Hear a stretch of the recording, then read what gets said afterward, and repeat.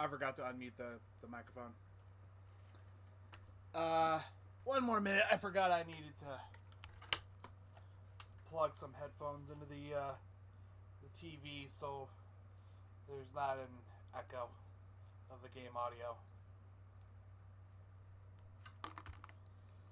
Let me just...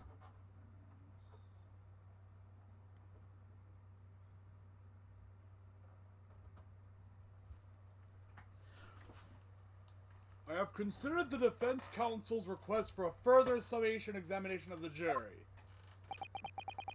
And I have determined that the court must uphold the defense's judicial right to this procedure. So, counsel, you will now proceed with your second summation examination. I presume the jury is ready, Mr. Foreman? We are, my lord.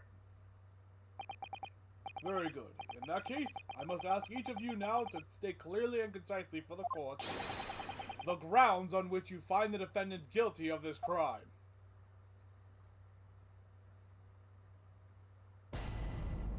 Judicial findings.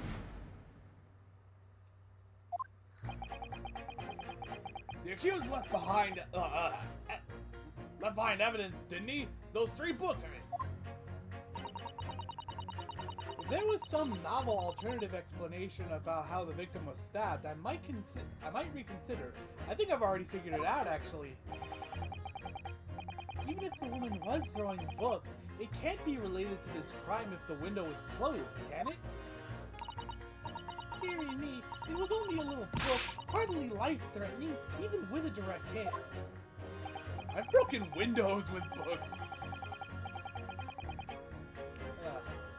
Look, I just want to get this over with. If I don't bring home some pay tonight, I'll be in a tiny bit of trouble. Come to think of it, we had a fire at home a while ago. Give me the sneezes. I'm going to press all of them.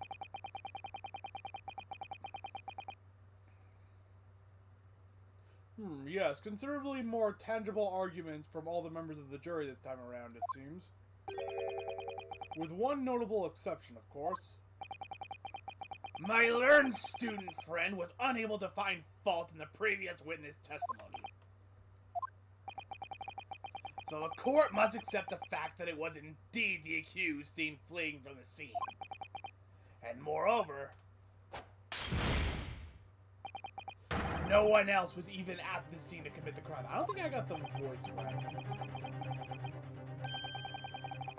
Well, if the eyewitnesses are correct, it would seem as if the conclusion is somewhat set in stone. I fail to see how it can be argued any other way. That means, I'm afraid, that during the summation examination, it's essential that you establish some other tangible explanation for the facts. But how? What would even constitute a tangible explanation here? She was throwing shit at him, right? Through the window? She threw a knife. She threw a knife and it hit her. Isn't it obvious? Who stabbed the woman and how? Those 2 details are all you need to provide. Simply give us a name and the method by which the attack was conducted. There I was, thinking this might be hard. But Mr. Naruhodo, you have to do it. Otherwise, this really will be where the trial ends. No pressure then. That's quite enough preamble. Proceed with the summation examination, please. I presume you are prepared, counsel? Oh, yes, my lord. All right, Rianowski, focus your mind now. Oh, you did 2 this time. Clearly, the key to the summation examination is going to be juror number 4, the maid. Or should I say, Miss Garrideeb. We have a book that disappeared from the Garrideeb's house on the evening of the incident. In the 4th book found in the victim's hand, there must be a way to link the 2. Yes, that's what we have to find. Using every technique I've learned in my short career so far. Whatever it takes. Don't forget to keep an eye on Miss Garrideeb and how she reacts. Even to the things other people say.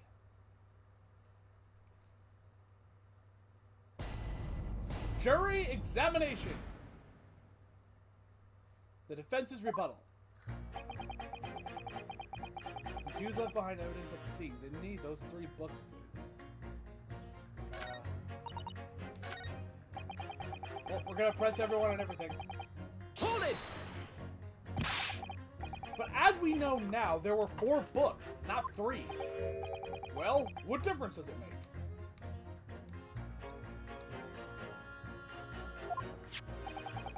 There's every possibility that the 4th book, in fact, belongs to the defendant's landlord. Yes, that's part of the problem I have. That's the part I have a problem with. Sorry? Well, at the point the woman was stabbed, this landlord fellow was at home, wasn't he? Enjoying a fiery scrap with his wife or something, you say. That's not exactly how I put it, no. Well, anyway, the point is the fellow and his wife were somewhere else when it happened. I think that's what you call a strong alibi. We're not... It's still possible. Hold on. So it couldn't have been the landlord who did it, which leaves the Nipponese fellow. Honestly, I can't see what all this palaver is about. It's a done deal, isn't it? I suppose it is, since I have nothing witty left to say. If there was some novel alternative explanation about how the victim was stabbed, I might reconsider. Hold it! So, you might be willing to change your decision, you mean? Oh my! Such delight on your face! I'm afraid I shan't be swayed by emotion. Despite what you may think of me, I am a very modern, metropolitan, and rational woman. That's great. If one reads the morning papers, it's all forgotten by tea time, isn't it? So why read them in the first place? You see? Modern, metropolitan, and rational thinking. Wouldn't you say? I keep forgetting to check over with her. 1 second.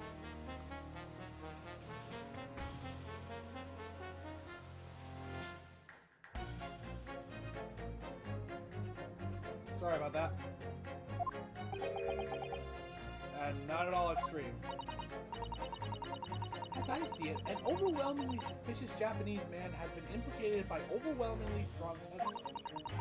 So despite 1 or 2 minor puzzlements, I do declare that the man is overwhelmingly guilty. Modern, metropolitan, and rational logic. Wouldn't you say? Overwhelmingly. But us modern gals are always delighted to embrace new fads, you know? So I'll be only too happy to consider an exciting new theory if you could come up with one. I'd be happy to do that too, if only I could. Let's do our very best not to disappoint the modern and metropolitan young lady. Right. I'm glad you omitted irrational there. Even if the woman was throwing books, it can't be related to this crime if the window was closed, can it? Hold it! A window could have broke? But what about the possibility that the window was open? What about it? I mean, there's just no way it could have been. I mean, it could have been! There was a fucking fire after all! Smoke! Yeah! Get rid of all the freaking smoke! The prosecutor fellow over there said it earlier, didn't he? Winters in London are no joke. You don't want to invite that sort of cold indoors. Yeah, but you may want to open the door to let out some smoke, especially from a massive fire. So no, that window wasn't open. Us Londoners like sitting by the fire and staying warm, see? But you couldn't categorically state that the window wasn't open, could you? It just wasn't. They wouldn't have opened it. Then what's the point in even having windows, huh?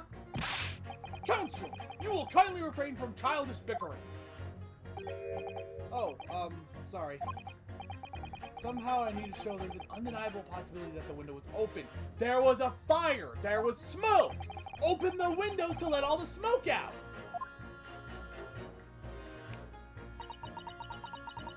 Dear me, it was only a little book, hardly life-threatening, even with a direct hit. Hold it!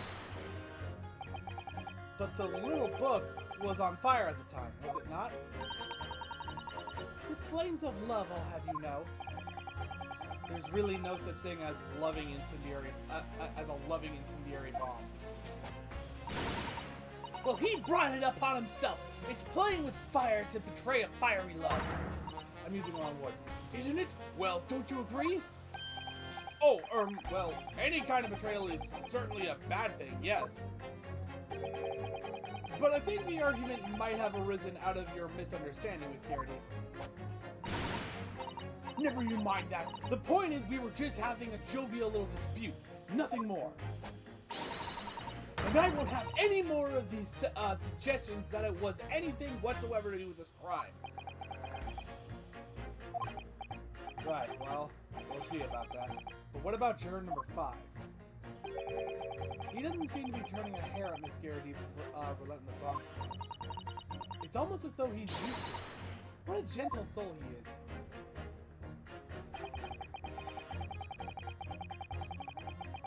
Hold it! You just want to get this over with? How can you sit there and say something like that? A man's future is at stake here. Well, him and me both then, like I said before. What? I told you already, I'm a day laborer, aren't I? If I don't bring home some Reddies with me tonight, you'll find me floating face down in the Thames tomorrow morning.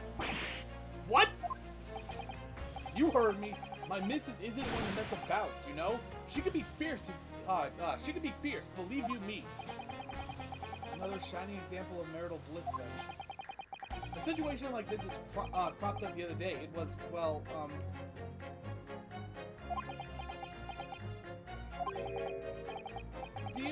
Do you know, it's funny, I can't quite remember. Sorry? It was too frightening, that's the thing. I must have blocked it out. Oh, helpful. I wonder if, Mr. Beat will ever be dragged into the Thames by a scarf. I'm sorry. I'm doing this.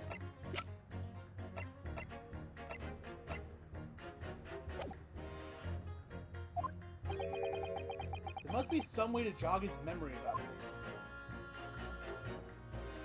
Can I present things here? Come to think of it, we had a fire at home a while ago. It gave me the sneezes. Oh, wrong button. We need to demonstrate who, apart from Mr. Natsume, could have attacked the young woman on the street, as well as how he or she could have done it. Yes, but once again, the jurors' statements are full of personal prejudice. A lot of them seem convinced they're right, even in the face of logical arguments to the contrary. I think you're going to need to pit them against each other to force them to accept an alternative explanation. You don't necessarily need to find contradictions between their assertions, just a connection that can trick. Alright, I'll see what I can do. If anything stands out, I'll go in for a strike. That's the spirit! Alright.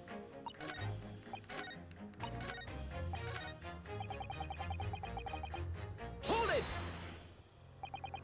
Does that have anything to do with your decision about the defendant's culpability in this case? Sorry? What's that? You'll have to speak up, lad. Could you tell us more about that fire? It was last winter. My grandchildren baked me a lovely cake on my birthday. It had 75 candles on the top, it did. What a sight to behold it was. You put candles on a cake? Was that some kind of devil worship? Of course not! It was an angel cake to celebrate my birthday, obviously. It seems that a common custom here in Great Britain, Mr. Naruto. Anyway, I mustered all my puff to blow them out.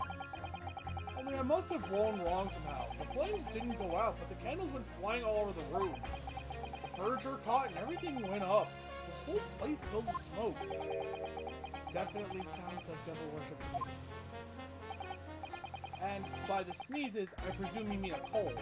But how did you catch a cold from a fire? What a fiasco it was. The grandchildren, bless them, threw water over me as we tried to put out the flames. And then because the whole room had filled up with smoke, of course, we had to open all the windows to clear it. The windows? The biting winter air rushed over me like the devil dancing on my grave it did. I can't terrible cold from it. They put me in a hospital for a while. I won't forget that birthday in a hurry. I knew it was devil worship all along. Something about this old man's story is playing on my mind for some reason. Open the window for the... Oh my god. I thought that was gonna...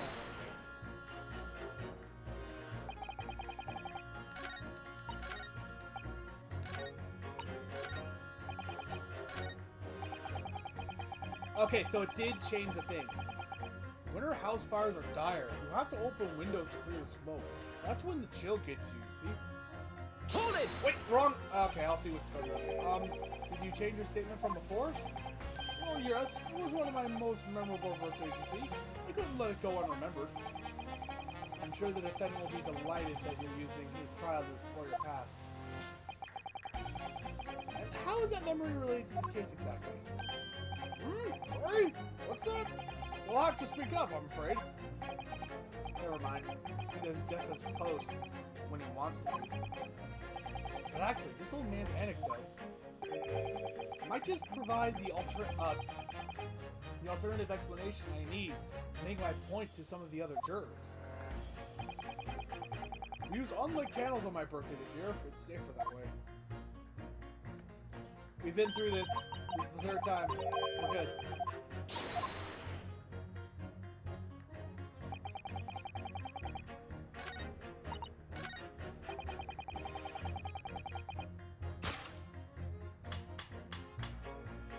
Objection!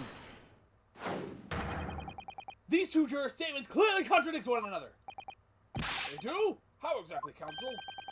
Don't point at me again! I told you it wasn't me! What's that you say? Speak up, lad. Speak up. Juror number 3, do you see? Oh, me? See what, sir? Did you hear juror number 6 account of his birthday celebrations last year?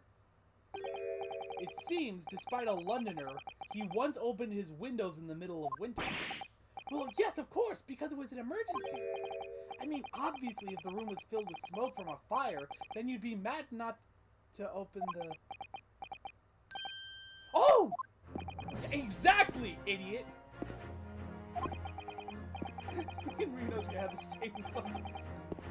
On the day in question, at the time of the incident, there was a fire in the Garrity house, and Mr. Garrity had the following to say about it. The whole place filled with smoke. Oh my! Oh my hat! Whoa! What do you have to say? Excuse me. Juror number 4, do you have something to say about that?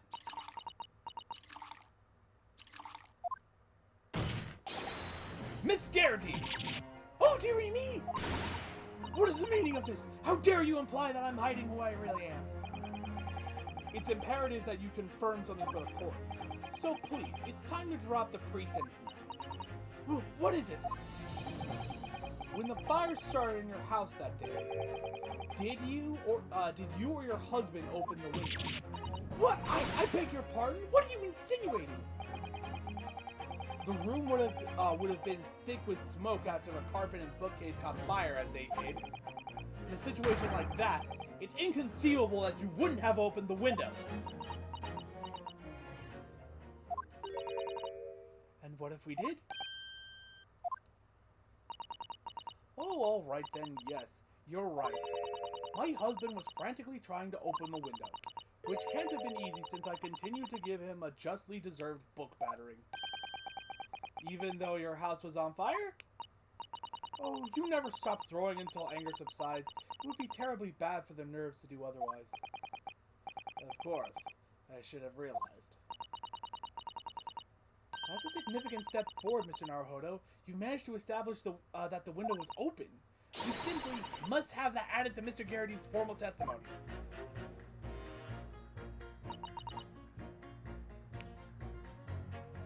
Hold it!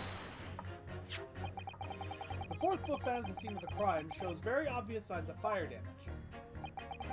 And the title of the book is The Lion's Pride. The same title, in fact, as the book that Mr. Garrity told us he had been reading. Well, I really couldn't say. On the day in question, did you or did you not throw at your husband. The copy of The Lion's Pride that he had been reading.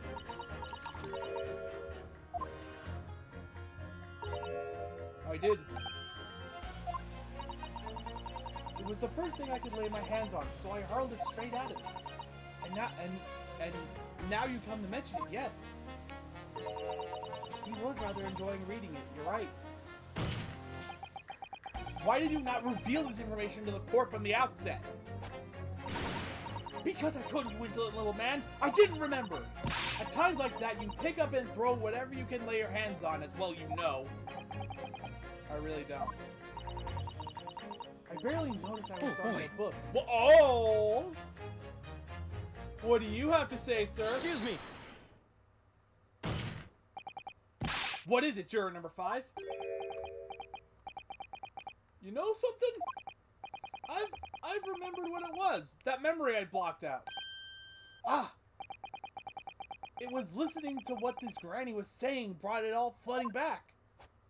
Who are you calling a granny, you cheeky devil? I'm Miss Garrity, or the maid, I'll have you know. The man doesn't even flinch. Please tell me that's not because he's so used to being hit all the time. It was about 2 weeks ago now. I just got back home after work, I'm sorry? But I put my hand in my pocket for the wages I just earned that day, and I nearly died. There was a hole. Every last penny had dropped out. Oh dear, what a disaster. You haven't heard the half of it, boy. Oh? The wife was cutting up some chicken at the time. I could hardly get the words out, but I told her straight, I've lost the day's wages, love. Next thing I knew, the blade was whistling past my ear. Stuck into the wall next to me, it did. About an inch deep. No words, just terror. I could smell it then, you know? The god-awful stench of the dames. I was sure I was going to end up face down in the muddy banks that night, I can tell you. Now, that's a real disaster, isn't it? I'll never use the word lightly again. Anyway, the point I'm trying to make is this. When women lose their rag, they'll throw anything at you. Knives, hatchets, hammers, you name it. Mr. Naruto, you must think that all women are so short-tempered and unrefined. No, I wasn't thinking that. Throwing household objects at people is, well, it's so uncivilized. At least attack with honor. You think a bow and like, what? Attack? Who are you going to attack? Never mind. Anyway, this man's words could be rather significant, I think. Alright, we'll come back to the bow and arrow thing later, if I dare.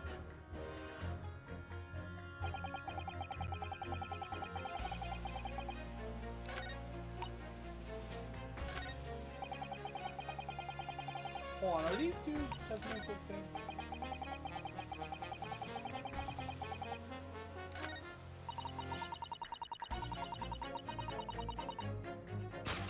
We're gonna pit her with him, as I think she threw a knife out the window, and her husband dodged it, and the knife wound up going straight into the victim. Objection! Those two statements clearly have a deeply significant connection. Good grief! You mean they don't contradict each other? Explain, counsel, at once! Juror number 2, do you think perhaps that this could be one such novel alternative? Oh my, whatever do you mean? An alternative explanation as to how the victim was stabbed in the back. What are you talking about? We've demonstrated that the 4th book, The Lion's Pride, that was found at the scene of the crime, originated in Mr. Garrity's room on the top floor of his house. Therefore, it's equally possible that some other objects beside the book could have found its way from the Garrity household to the street below. What's that now? After all, Miss Garrity could have thrown any number of different objects at her husband. Isn't that right, juror number 4? What are you insinuating now, you little beanpole? I'm beginning to think that ever since the true origins of this book came to light, perhaps she's had a feeling that this might be what happened. Now you listen here, Eastern Gala. As the foreman of this jury, I demand a straight answer. You give us the yarn about some other object making its way out the house. But what? What was it? I'm really taking a big gamble. That was a bold accusation to make, but I haven't any real evidence to back it up. But it is a possible explanation that has to be investigated now and looked at. But I'm certain that at the very least, this warrants further investigation. Alright, Mr. Foreman, I'll try to explain the defense's theory. The other object that found its way from the Garrity household to the scene of the crime was... the Jackknife. Take that! Juror number 4, Miss Garrity. What? What now? I must apologize in advance for this. But I need you to confirm something else for the court. This knife. Have you ever seen this knife before? Ah! Good Lord, Counsel! What on earth are you doing? That's the weapon that was launched into the victim's back, man!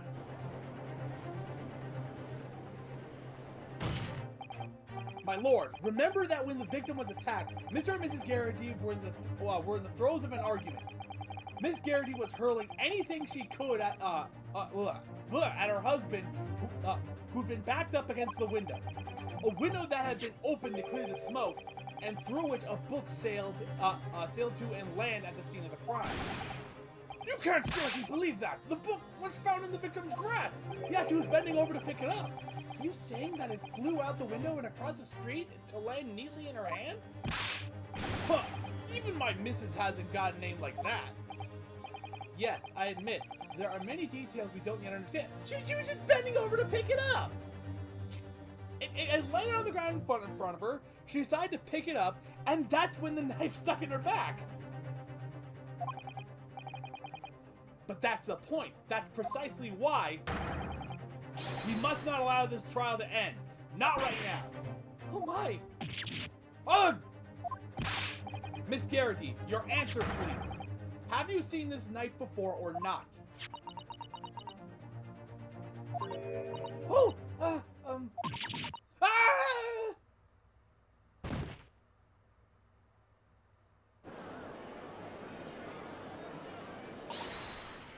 My lord! I wish to change my decision. I'm a woman of my word, after all. Thank you, madame. Yes, I agree. I certainly didn't see this coming, but I just don't think it would be right for this trial to come to an end, now with so many unanswered questions. Mr. Foreman! I'd have to agree. Not that I think the granny didn't mind. Yes, you know what? I'm not quite happy about this at the moment either. All together now, ladies and gents.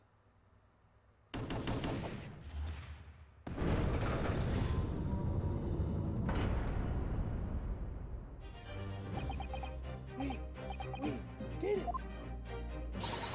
Oh, congratulations, Mr. Naruhodo. So as a result of the defense's summation examination, a number of jurors' leanings have changed. 2 jurors call guilty against 4 now calling innocent. Accordingly, the opinion of this court is divided. And this trial will continue.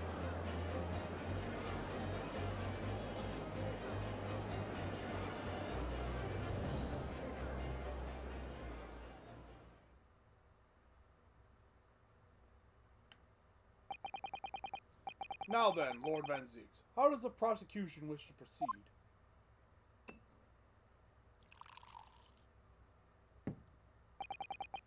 This trial is rapidly descending into a farce.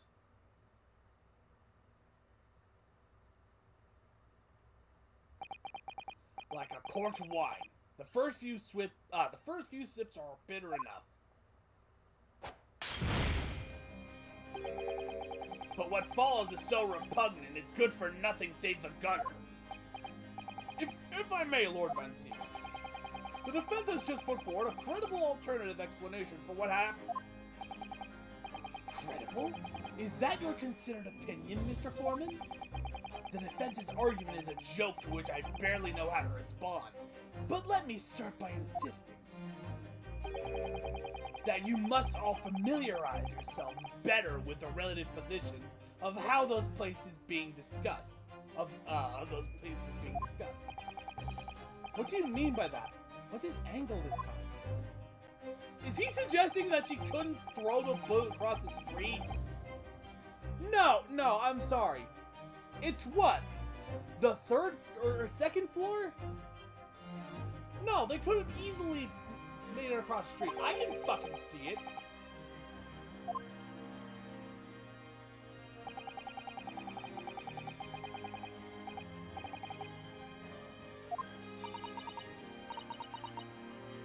yards. That's around 14 meters. 14 meters? Oh, that's a little farther than I imagined. I still say it's possible.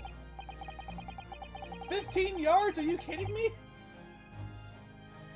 If you're a football player and you can't throw at least 25, you need to get the hell out. And as you, ladies and gentlemen of the jury, rightly noted as having pretentious significance, the fourth book was found in the victim's clutches. Yeah, she was bending over to pick it up.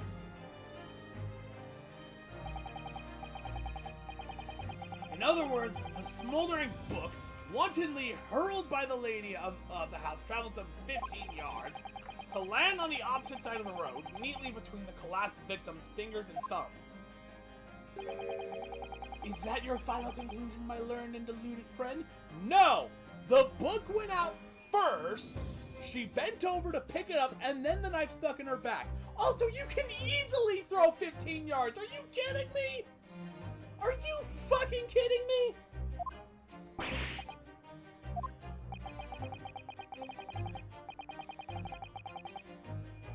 And did the jackknife follow a near identical trajectory, plunge into the middle of the victim's back? Probably! It's possible! This fantasy is somewhat stretching the notion of having a bad day for the victim, I think. Even those pathetic serialized detective stories have more believable plots. Oh, please.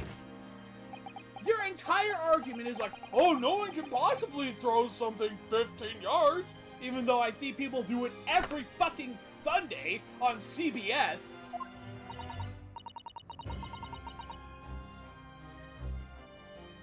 That prosecutor loves the sound of his own voice.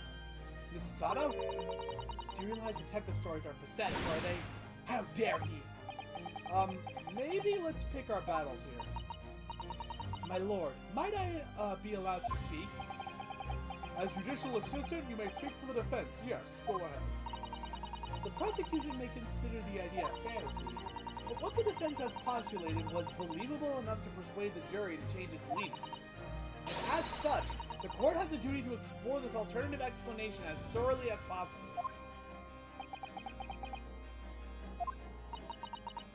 To that end, juror number 4, Miss Joan Garrison, must be called to testify and submit to cross-examination. Sakes alive! A cross-examination of a juror?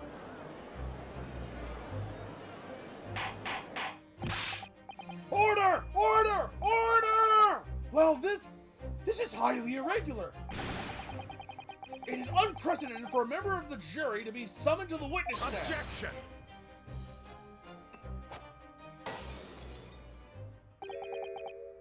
And unnecessary. Lord Van Zeeks? There are already witnesses in the stand whose testimony the defense may further cross-examine. Except, from what I understand, they didn't actually see the victim get stabbed.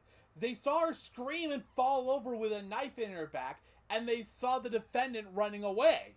They didn't see anyone get stabbed.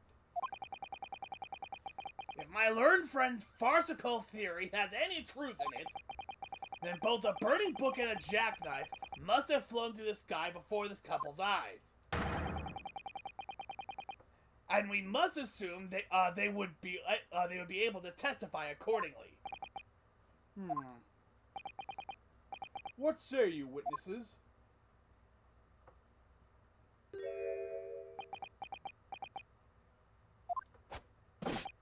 Yes, sir! Constable Rowley reporting for duty, sir! Well, good morning, officer. Sorry for dozing until now, sir! I haven't slept for a month on account of a villain who's appeared on my beat, sir! Oh, they are heroic, these London bobbies. Patricia, my darling, God.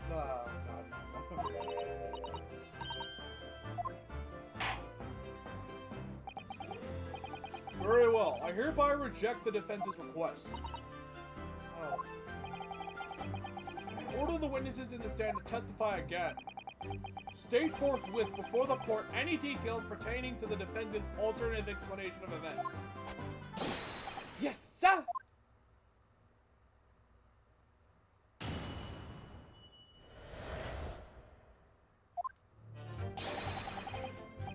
This case has nothing to do with Mr. and Mrs. Garrity. Believe me, a London bobby is good for his word. You see, sir, the windows on the top floor of the Garrity house are top-hinged casements. What the fuck does that do with anything? Obviously, if anything had been thrown out of the window, we would have seen it. I did leave the scene to go and fetch help, but my trusty Raleigh was there to make sure nothing was disturbed. I didn't take my eye off the crime for one moment, sir! Nothing strange to report on that front, sir! Well, this is quite startling. Top-hinged casement windows? That detail was not in the police report, Constable. Yes, sorry about that. I must have been a little drowsy. You cannot excuse your sins with drowsiness every time, Constable. No, sir! Sorry, but what exactly is a top-hinged casement window? I'm assuming that that means the hinge for the window is on the top of it. And you cannot excuse your ignorance with such trite remarks, my learned friend. I'm not excusing it. He's from the other side of the country, the other side of the planet. Jackass! I found it, Mr. Naruhodo. Cast your mind back to the windows in Mr. and Miss Garrity's room. Alright, I'll try. So the window opens in order to allow... Oh, I'm sorry. So the window opens in order to allow air to circulate inside the house.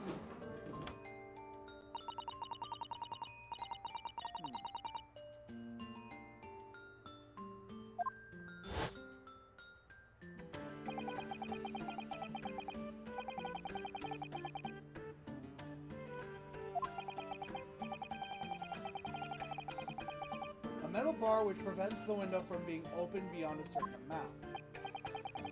It prevents it opening? This is all news to me. Same here. Absolutely correct, sir. In other words, if a book or knife were to have been thrown through the open window, it would have clattered against the pane and fallen straight down to the pavement below. See the problem then? Good. Your education in Windows is complete. There was never any possibility of either the book. Well, why wasn't this brought up before then? Oh, it's a 15 yards, please. I can throw 15 yards, and I'm a wimp.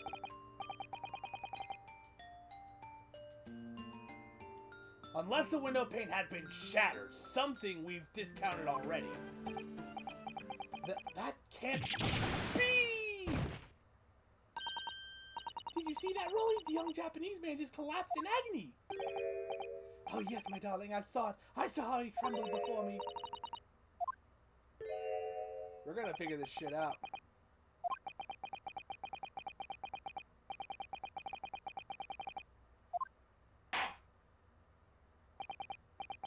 Counsel, if you could drag yourself upright again, the court awaits your cross-examination. Before I begin my cross-examination, I have a drink outside. I'm just gonna step out to get it. I'll be back.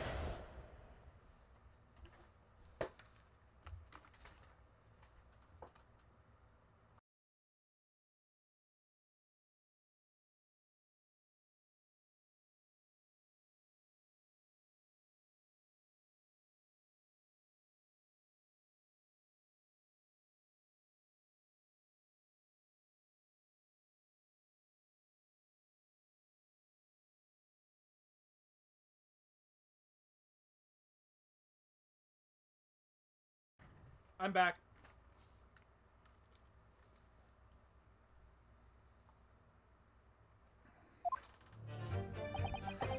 This case, oh yeah, I've already done this.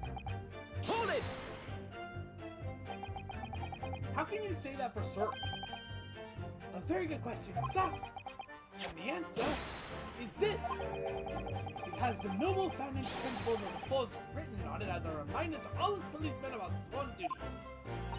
You showed us that before, didn't you? Do you have it in the court record, actually? We don't. Okay. Did he? I can't say I remember. To patrol the streets of London town and uphold the peace of the common man is what the job's all about. And that is why I can stand here today beside my long-suffering wife and tell you a Bobby's good for his word. While rubbing my tired eyes admittedly. Suh! No.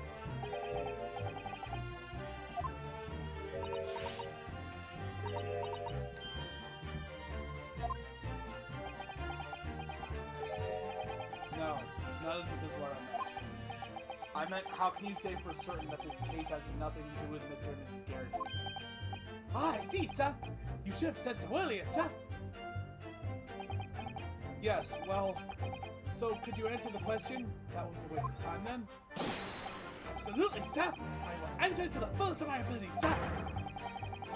There's a surprising reason why Mr. and Mrs. Garrett's domestic dispute can't be related to this case. But before I get into that, sir, just one thing. Yes? I'd very much like you and all your countrymen to understand that the great British institution of Scotland Yard. So I hope you'll take back some tales of us London bobbies and how we uphold our guiding principles. I wasn't planning on going back just yet. I've only just arrived here. So to that end, sir, I'd be happy to lend you my warrant card for perusal. But I must warn you, you won't be able to get through it without shedding a few tears. Thank you. I'll try. The warrant card.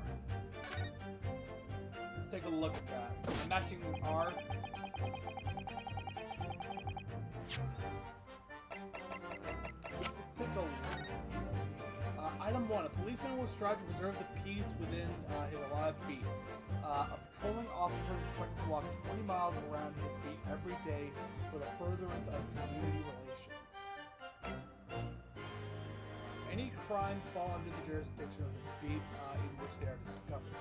When a crime is discovered on his beat, a policeman must assist with initial investigation to help detectives.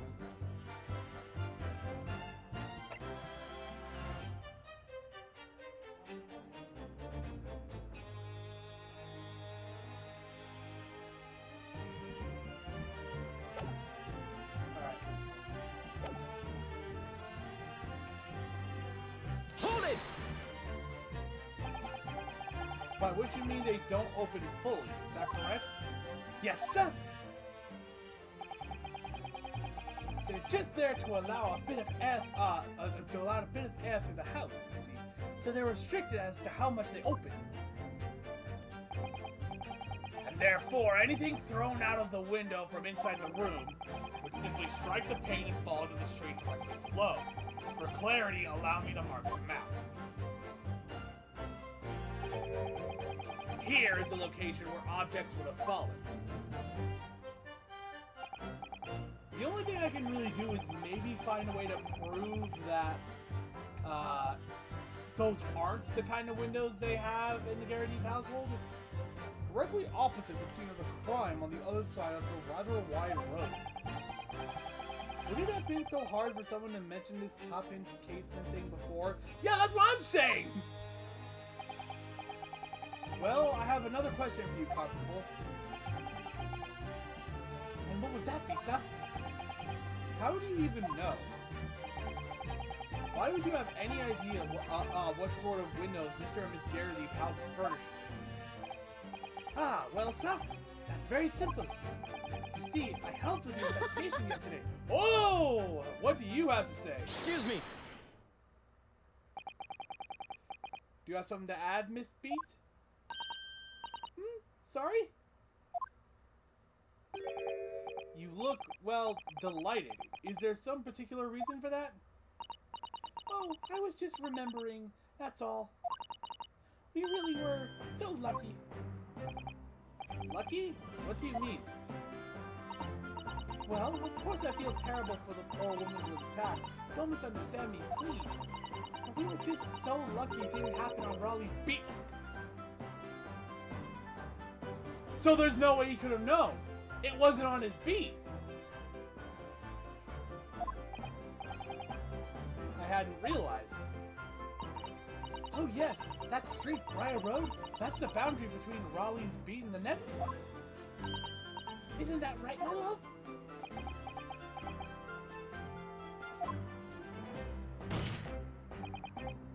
Constable Beat. Oh, yes, that's right. That's the reason I was helping out with the interviewing of occupants of the Garrity household yesterday. Their house is on my beat, you see, sir. So, the murder itself wasn't on Raleigh's beat. Constable, I wonder if you could clarify something. If the Garrity house is on your beat, does that mean that the pavement next to it is as well? Outside Mr. Garrity's house? Yes, ma'am. The pavement on that side of the road is part of my beat. I see. I was unaware of that. Just think, if the woman had been attacked just on the other side of Briar Road, we would have never been able to go for that meal to celebrate our wedding anniversary. What? They left?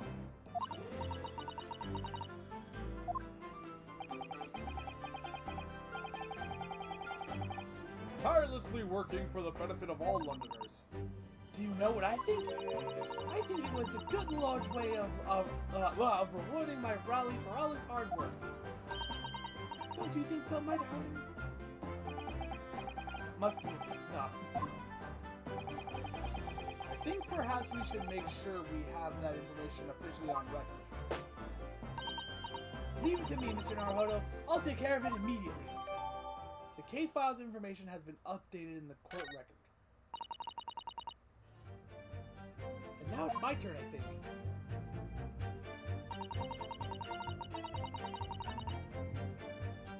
Let me take a look at that. A young woman rendered unconscious following a stab wound to the back. Reporting officer, Wally Beat. Victim remains unconscious. Her name was believed for personal effects. The details are unknown apart from a single stab wound from a large knife. No other signs of injury were observed. The still was seen running away from Okay, I guess it's just the description then.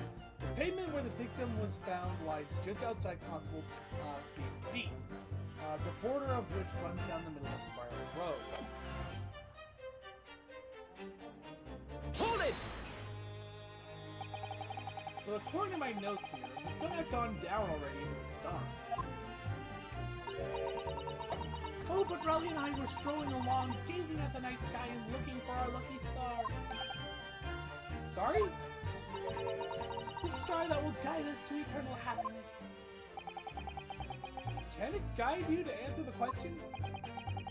If a flaming book had if a flaming book had cut across the sky in front of us, it would have lit up like a shooting star.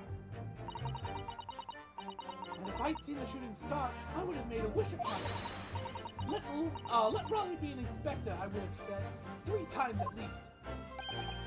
Of course, what with the smog and everything, we couldn't actually see any stars. In short, are you trying to say that neither a book nor a knife crossed the sky before you? Yes, sir, that is correct, sir. As sure as the night sky in London is starless, sir. It certainly seems like they're telling the truth. And then we saw the poor woman fall to the ground. So we ran straight over to help her. I did leave the scene to go and fetch help, but my trusty Raleigh was there to make sure nothing was disturbed. Hold it! Yes, you said that you went to a nearby police box to fetch another officer, is that right? That's right, yes. If it had been Raleigh's beat, I would have known exactly where I was going, of course. Don't feel bad, my love.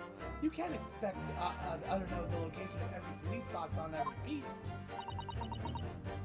So Raleigh told me the way, only I sort of got a little lost on the way. No.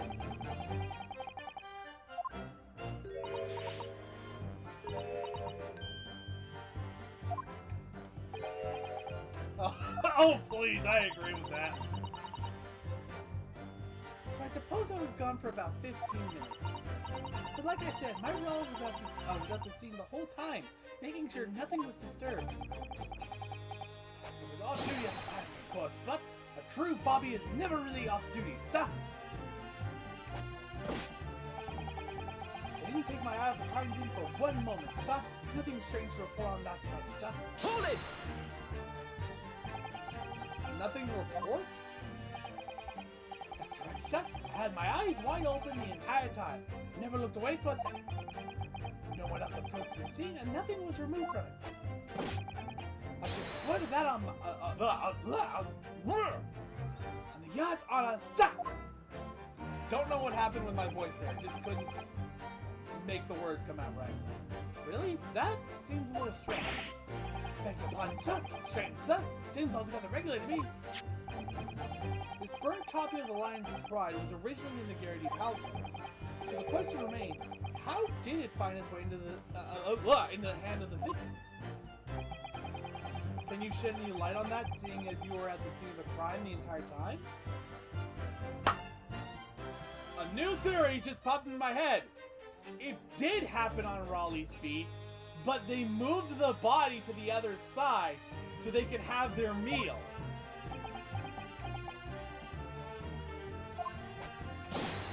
Aha! Now could it be a different copy, sir? One that just happened to be burnt as well? Even if that were possible, why would the victim have been gripping a book like that in her hand? As we can see from this photographic print, she had a bag over her shoulder. Well, sir, that book was in the lady's hand from the moment we arrived at the scene. Is that so? There's something about this statement that's not sitting right. The two mysteries of how the knife ended up in her back and how that book ended up in her hand. There must be some common thread between them. Can I ask you something, please, Mr. Lawyer, sir? Oh, yes, of course. What is it? You're doubting us, aren't you? I can tell. Yes. Please, just because I'm a woman, it doesn't make my testimony any less valuable. That's not what we're questioning here. You might just see me as wife of a policeman, but I'm a woman of my word, I am. I really don't remember ever suggesting that I doubted you. No excuses. I don't want to hear it. My voice will be heard. My lord, you'll let me speak, won't you? Yes, Miss Speaker. I will allow you to supplement your testimony if you so desire. Sometimes the path of least resistance is the sage one. That was a very loud word. I heard that. That Japanese man thinks a policeman's wife's word counts for nothing, does he? Well, watch out, sir. I might let you get away with something like that, but my Raleigh won't. What do you have to say? What do you have to add? What could she possibly be about to say, I wonder? I know what I saw in my eye never let me down. My son's direction is a little off sometimes,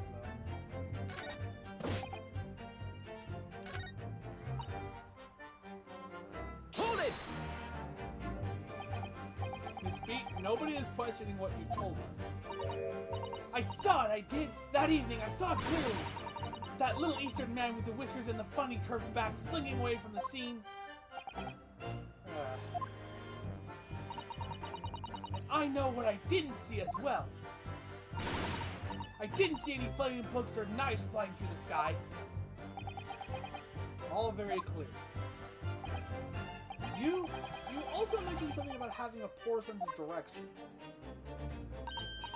Oh, yes, well, that's a little embarrassing, really. I'm always ending up at the wrong place when I've made arrangements to meet Raleigh. Excuse me! Constable Beat, is there a problem?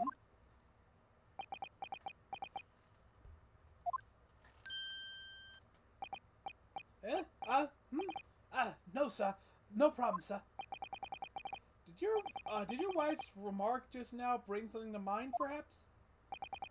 Oh, well, in a way, sir. Yes, sir. I was just remembering that the same thing happened that evening is all. You mean Miss Beat lost her way? On the night of the incident? Well, you see, I sent her off to find a police box in the next beat over from mine. But she was gone a fair bit longer than what I was expecting. I thought she'd be back inside 10 minutes. My darling was a good 15. Because of the bouquet? Sorry, what bouquet are we talking about? Oh, it was a present for our wedding anniversary. Probably so romantic. He saved up for it with farthings and half pennies he found in the gutter while doing his rounds. Yes, how romantic. I'd forgotten all about it until just now. Had you, my darling? Oh yes. But that was just between us. No talking about it to anyone else, darling. You have to promise. Really? Oh. What was that all about? Constable Beat looked very obviously troubled during that exchange. I'm afraid I can't offer any useful insight, Mr. Naruhodo. But I'm quite sure of one thing. We have to ask Miss Beat about the bouquet. Miss Beat, this bouquet you just mentioned. I'd like you to add details about it to your testimony, please. Oh, really? Yes, I'd love to.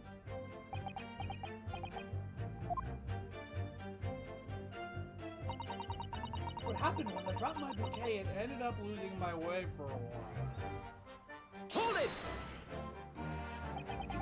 You mean you dropped the bouquet at the scene of the crime? Where was it? Yes, that's right. Oh, I was so upset. When we ran over and saw it as a woman with a knife in her back.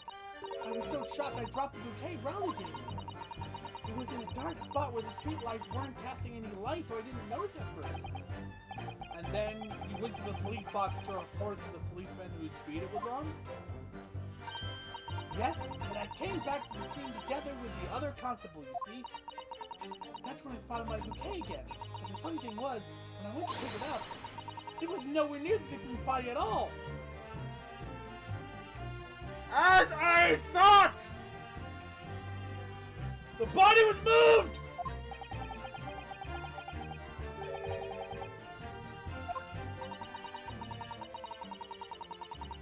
I was all flustered for a moment before I heard a voice calling me from the other side of the road. Your husband, presumably? That's right, silly me. I'd gone over the wrong side of the street.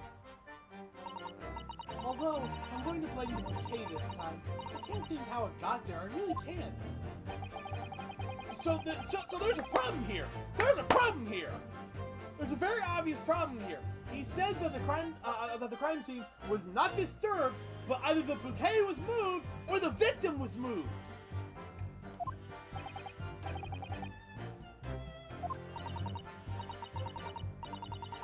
I forgot to pick the bouquet up again when we left the scene. That beautiful Rose Raleigh bought me with that chain from the gutter you spent so long collecting. By bouquet, do you perhaps mean this sorry solitary rose? Oh, yes, that's it. That's the bouquet Raleigh bought me for our anniversary, with old bits of change he found in the gutter. Maybe just call it a rose. Tell us, Lord Benzeeks, where did you come by the flower? According to the report by the police officer in charge of the crime scene investigation, it was found on the edge of the pavement in front of Mr. Garrity's house. Fucking knew it.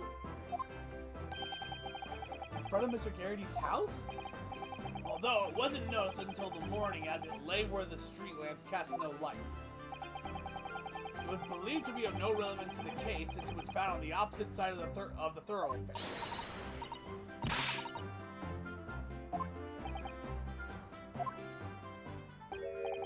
No, I think for good measure, this road should be added to the court record as evidence. Oh, So now the question is, how do I go about suggesting this alternative? That the victim's body was... The victim was moved. There is no body yet. She's still alive. I want it back after the trial. Do you hear me? I want it back. Good grief! Rest assured that I shall do my very best not to forget Miss Beat.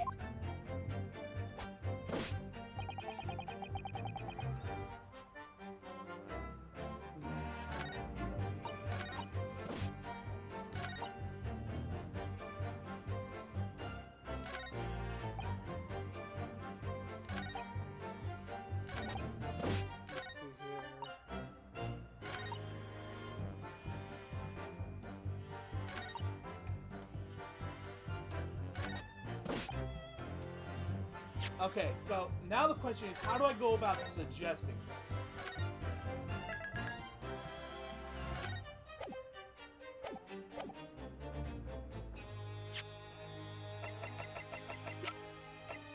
Objection!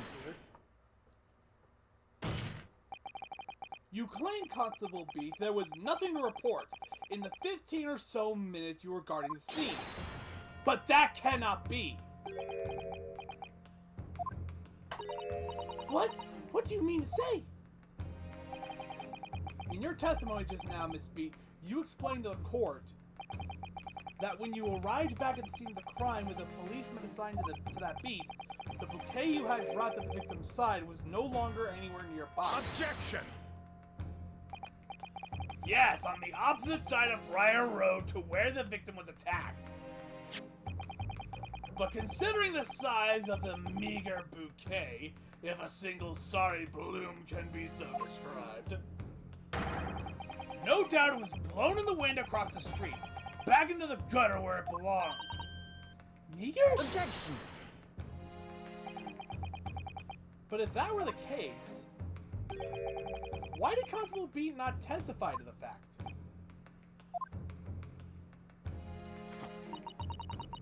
No one else approached the scene and nothing was removed from it. Constable Beat swore that on Scotland Yard's honor. But the bouquet belonged to me. It has nothing to do with the case. That's why Raleigh didn't mention it, I'm sure. No, because sadly, it's not only your bouquet we're talking about. More than one thing in this case is mysteriously the wrong way around. What are you talking about? Think about it. Besides Miss Beat's bouquet, there's Mr. Garrity's book. Mr. Garrity's copy of The Lion's Pride, which was thrown out the window by his wife, would have struck the pane of the casement window and landed here, on the west side of the street. And yet, it was actually found here on the opposite side of the road in the victim's hand. Meanwhile, according to the testimony we've heard, Miss Beat's bouquet should have been dropped here at the scene of the crime on the east side of the street. But in fact, it was actually found here on the opposite side of the road, in front of Mr. and Miss Garrity's house. There's no logical explanation for those things, unless somebody deliberately moved them.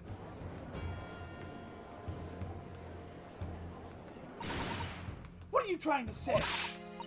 The way you're talking, it sounds like you think Raleigh's done something wrong. Don't you listen to a word that scrawny lawyer says. Whittering on about books and bouquets. Why should we care? It's nitpicking, that's what it is. Oh good, Miss Garrity's come round. You might call it nitpicking, Miss Garrity, but deliberately meddling with the scene of a crime is a criminal offense. It's called, tampering, Mr. Naruhodo. But the person responsible for this tampering cannot admit to it. And for a very subtle but compelling Objection! reason.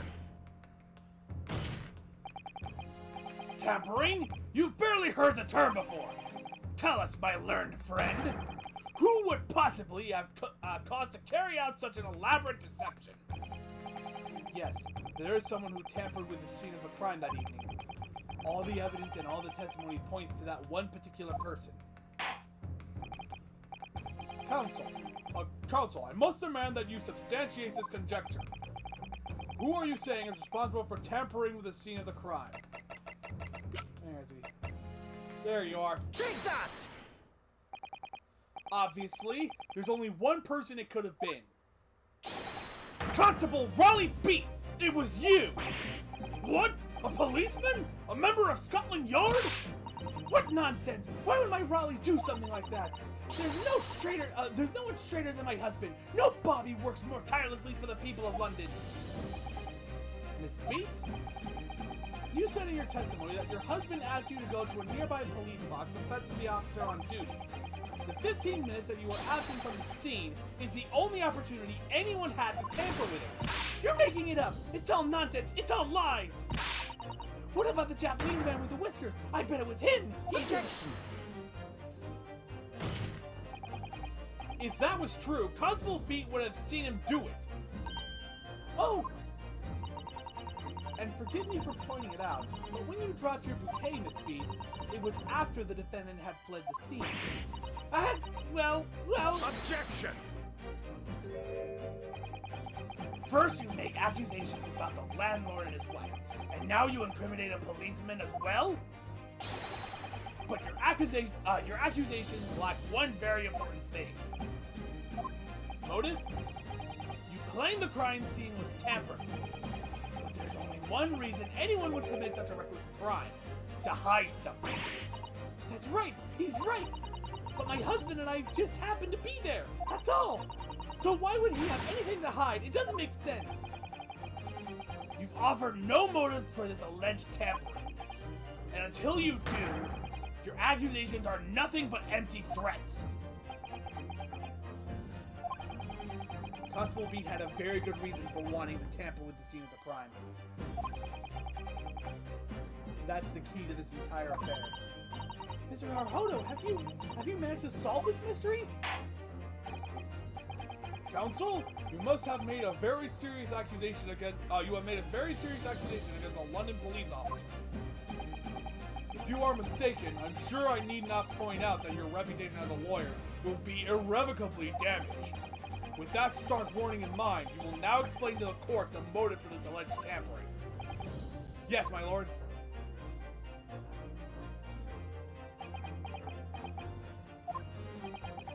Constable Beat's motive for tampering with the crime scene was to hide where the book fell, where the victim fell. Where the victim fell to the ground.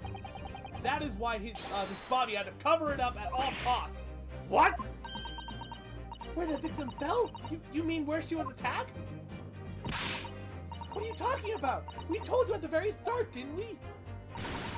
On the pavement of Briar Road, we saw it happen, remember? It was right here, as if anyone didn't already know. That's certainly what everybody has been led to believe. But in fact, that isn't where the victim was stabbed at all. What? What?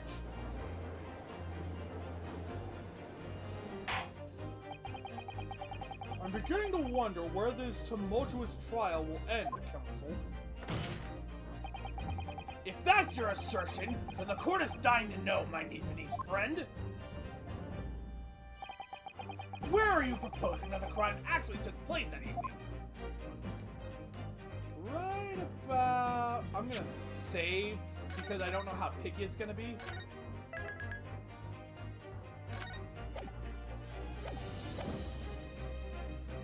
Take that! But that's... on the opposite side of the road? I don't understand. On the evening in question, Mr. Garrity's book fell directly down from the open window above, and your bouquet, Miss Beat, never moved at all. What did move was the scene of the crime itself! Good gracious! Objection! Perhaps you haven't been listening to the ample testimony the court has heard. But these witnesses both saw the moment the attack took place.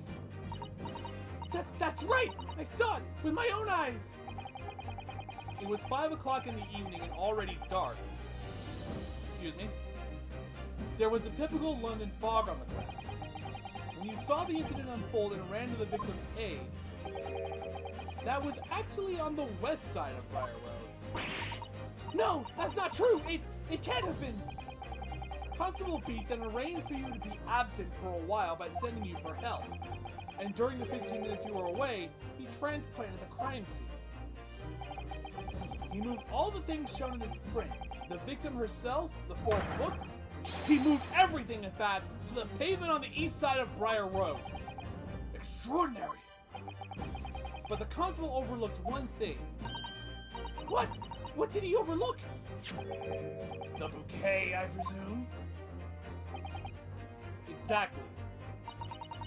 The prosecution told the court just a few minutes ago about the discovery of the Rose Bouquet.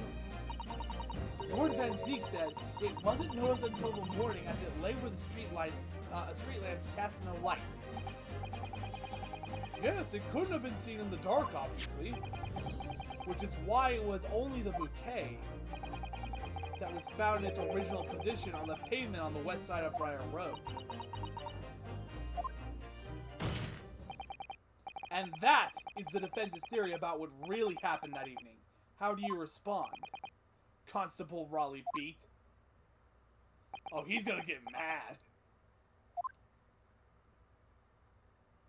He's gonna whip out his gun. Well, I'm very sorry. I didn't mean to nod off again, but I haven't slept properly in a month. Did I miss anything important?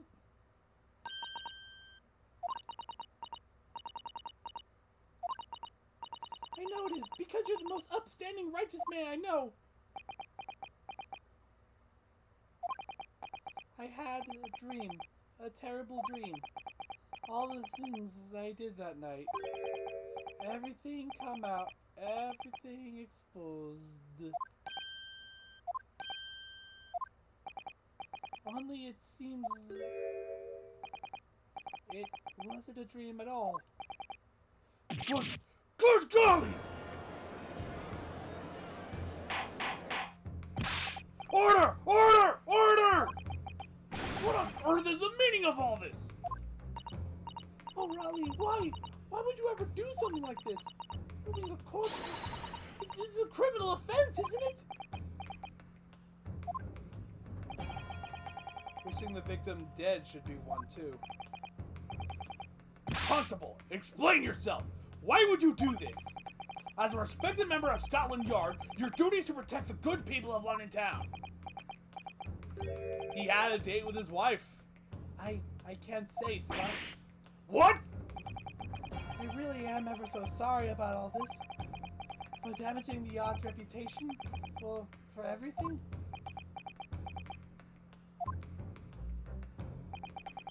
I have a possible explanation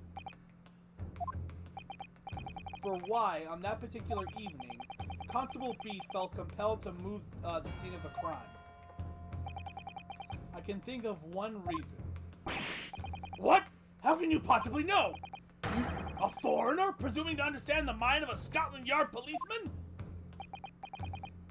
And yet, Lord Van Zeeks, it is this foreigner who has uncovered the startling truth of the matter thus far. I believe it would be beneficial to the court to hear this extraordinary young lawyer's theory. Counsel for the defense, if you please. Yes, my lord. Now then, I think you had better show us some evidence. At once, my lord. England, Japan, it makes no difference where you come from. Human emotions are the same. And I think I have a fairly good idea of the feelings behind this man's actions. What gives away the murder for Constable Beat's unthinkable actions? Okay, so I cannot switch over to persons, but I can do this. Take that! I realize that I am a foreigner in this land, and I have only just arrived from Japan, which is why all this information about London's so-called bobbies is completely new to me. I've learned that, though honorable, patrolling the beat is the most demanding work in the world, for example. Keeping the peace, looking after the citizens on his beat in all kinds of ways. There's no doubt that the young Bobby is charged with a great deal to do each day, certainly. But for Constable Beat, the day in question was special. Special? How? On account of this bouquet, my lord. Oh yes! It was our very first wedding anniversary! Constable Beat had worked so hard to be able to afford this simple gift for his wife, and was so looking forward to taking her out for a celebratory meal. When he and Miss Beat stumbled upon a crime along Briar Road. When he saw that shadowy figure, I have no idea who was talking. When he saw that shadowy figure through the fog, collapse onto the pavement ahead of them, what must have gone through the man's mind? But sir, just on that one particular day, I was looking forward to celebrating my wedding anniversary. Miss Beat puts up with a lot being married to a Bobby like me. I wanted to show my dear wife how much I care.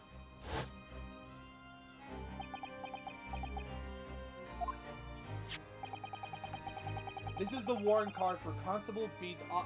Constable Beat offered to lend me earlier. Inside, among the rules for patrolling policemen, it says, when a crime is discovered on his beat, a policeman must assist with initial investigations and help detectives. Aha! Constable Beat. Is that or is that not the reason why you moved the whole scene of the crime that day? Yes. Everything you said is all right. So that's it. It was all to do with the boundary of your beat. Oh! Exactly. To summarize, the incident actually occurred on Constable Beat's beat. Good gracious! Constable! Do you realize the gravity of what you have done? It was the first time since I became a copper that I ever cursed God. Stay close to me, Pat. The criminal could still be looking somewhere. As we ran over to the scene, I had every intention of doing my duty as a police officer. We've got to report this to the station as quickly as possible. But then it dawned on me. I realized where we were, where the victim was lying, and what that meant for me. When a crime is discovered on his beat, a policeman must assist with the initial investigations and help detectives. Why here? Why did this have to happen here? And why tonight? Of all nights? Why? It was a copper's job to guard the scene of the crime, so I told Pat she'd have to go to the nearest police box and fetch whoever was on duty there. It was then, when I opened my mouth to speak, it just came out. I couldn't believe the words that were coming out of my own mouth. This is the next beat to mine, Pat. So you'll have to go to the police box that covers it. Turn right along Mersham Street and then...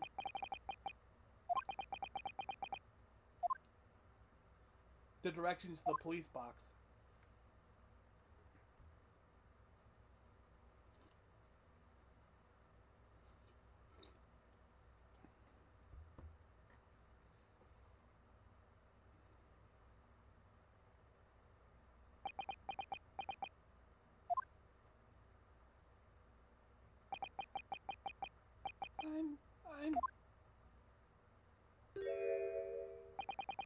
I'm sorry. I'm so sorry. Oh, Constable. I just wanted just that one night to take my Patricia out for dinner. Just that one night.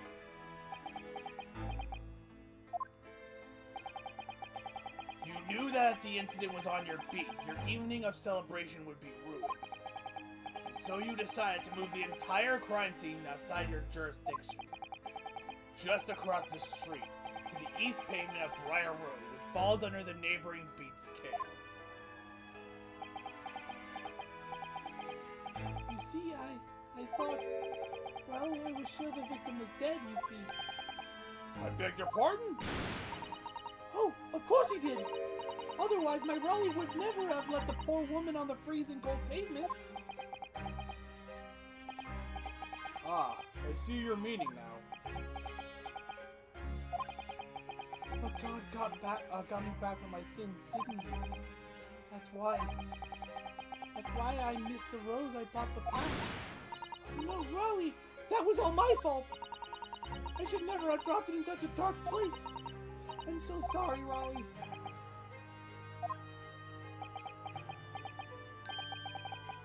And can you tell us, Constable? How many books did you move from one side of the road to the other in total? Oh, 4 it was. Yes, sir. Definitely, 4. 3 of them dropped by Mr. Natsume, and the 4th being the one that fell from the window upstairs in the Garrity household, of course.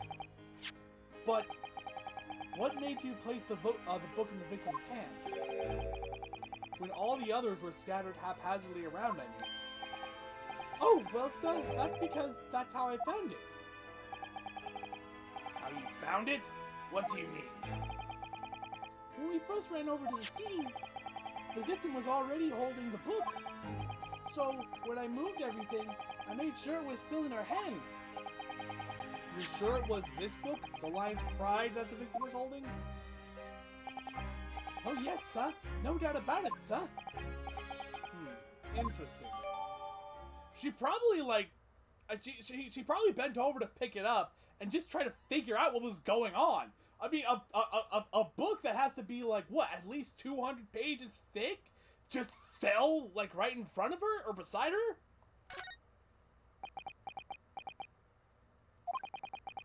I thought it was an open and shut case at the time, you see. There were only the 2 people at the scene, and Pat and me both saw it happen. However, which way you look at it, it had to be the fellow who ran off who done it, I thought. I couldn't see the harm, really. I didn't think moving it all to the road would make a jot of difference. I suppose this is it for me now.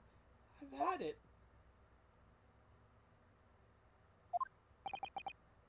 My lord? Yes, Lord Van Zeeks? I believe that concludes the cross-examination of the witnesses. Constable, you may withdraw. Yes, sir! Mr. Prosecutor, sir? What will become of my Raleigh? What will happen to him? For now, you are free to go home. The police will contact you in due course. Please, don't punish my husband. This was all my fault. It's because I'm always moaning at him for coming home late. Leave it now, Pat. Let's go home. I'm tired. All right then, my love. One last thing, Constable. Sir? Let this be a lesson to you. In a criminal investigation, every detail matters, however insignificant it may seem to you. Yes, sir. Carve that lesson in your mind. And never again make the mistake of tampering with the scene of a crime. Huh? Never again, sir? You mean to say? Leave, now. This trial is not yet over. Sir! I think that means he keeps his job. At the very least. Well, quite a startling revelation, I must say. Whoever thought of a third party transplanting the entire scene of a crime like that? Indeed, my lord. Nevertheless, there are some immutable facts here. Principally, that the accused, Mr. Sasaki Natsume, is the only person who could possibly have... Objection! Still on that? No, I disagree. Now that we know the true scene of the incident, there is someone else. Another person who could be responsible for the knife in the victim's back. Forgive me for being presumptuous, but I believe the prosecution is probably well aware of this possibility already. Lord Van Zieks, is this true? Very well. Name the person if you will, and a further investigation is warranted. The prosecution has no objection to the trial continuing. You will name this other person who could have perpetrated the crime. Take that! The defense would once again like to request a cross-examination of a new witness, my lord. Once again? My assistant made the same request earlier. In order to finally reveal the truth about this case, it is imperative that we cross-examine juror number 4, Miss Joan Garrison. Me? Me? Oh dear me. Objection!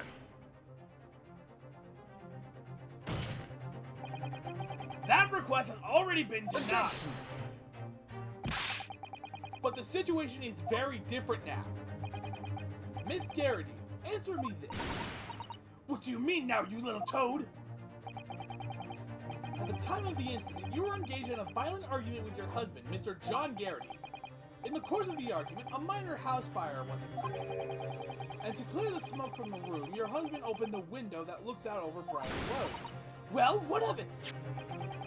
You threw this book at your husband when he was cornered with his back against the window. Upon striking the pane of glass of the open top hinge casement window, the book plummeted directly down, finding its way to what we now know is to be the true scene of the incident. Yes, and as I said, what of it? During the argument, you were beside yourself with rage. As such, you threw not just books, but anything you could lay your hands on. So, let me ask you one more time, Miss Garrity. This knife, the one removed from the victim's back, have you really never laid eyes on it before? Ah!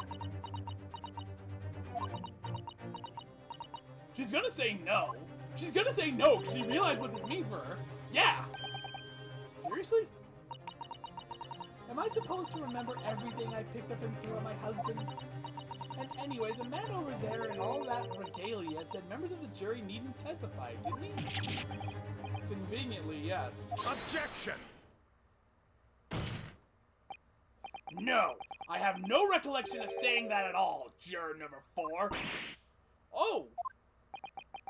Make no mistake, you jurors are not special in any way. You are not immune to judicial process. If you know something about this knife, madame, let the truth come out. But that's just a common or garden knife. It could have come from anywhere. We have several like that at home. If one went missing, how would you expect me to know? What's that? Are you joking? What are you saying? Please, Miss Garrity. Now you listen to me. I refuse to believe all this nonsense. I couldn't bear the thought that I'd injured someone. Do you hear? I couldn't bear it. You were throwing books at your husband! Oh, the poor woman. So yes, I want evidence. I want to see hard evidence if you're going to insist on this being my fault. You're going to have to prove to me that I threw that knife if that's what you think. Come along now. Chop chop. Do your worst. Well, I'm gonna save. Because I think I know what to do, but I'm not entirely sure if it's gonna work.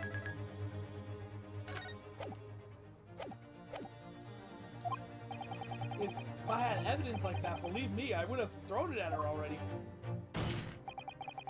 Then take the stand, juror. Oh? The prosecution does not object to the defense's request to cross-examine this woman. Thank you, Lord Van Zieks. I'm going to have to testify? Juror number 4? As I'm sure you will appreciate having observed with it your own eyes today, witness testimony can lead to the most extraordinary truths being unearthed. truths of which the witnesses themselves may not even have been aware. Oh, dearie me! So I demand your full and unadulterated testimony, Miss Garrity. And mark my words, in this court of law today, we shall extract the truth. Do you concur, counsels? Certainly, my lord. Oh, that's what I'm hoping for, my lord.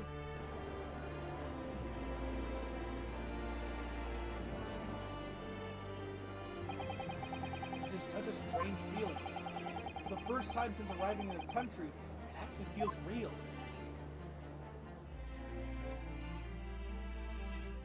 I'm here, in the Old Bailey, and I'm a lawyer.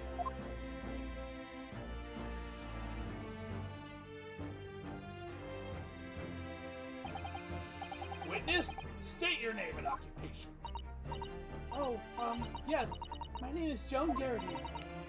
And I'm, well, I'm a juror, and such like. It sounds like even she doesn't know if she's a housewife or a maid or what anymore. The court has decided your testimony is required in order to clarify matters in this case. Do you understand, madame? Yes, my lord. You will tell the court everything that took place in your household on the evening in question. And I warn you, do not attempt to hide the truth. Oh, dearie me. Chin up, Joni. Nothing to worry about now. Who's this talking? Oh! Oh, I didn't know you were here, John.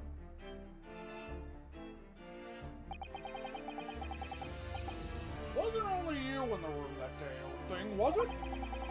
Rather think I ought to testify as well, don't you? But what about your knee, dear? Don't you worry about that. Hardly notice it. I'm not the sort of chap to leave a comrade to face disciplinary action alone.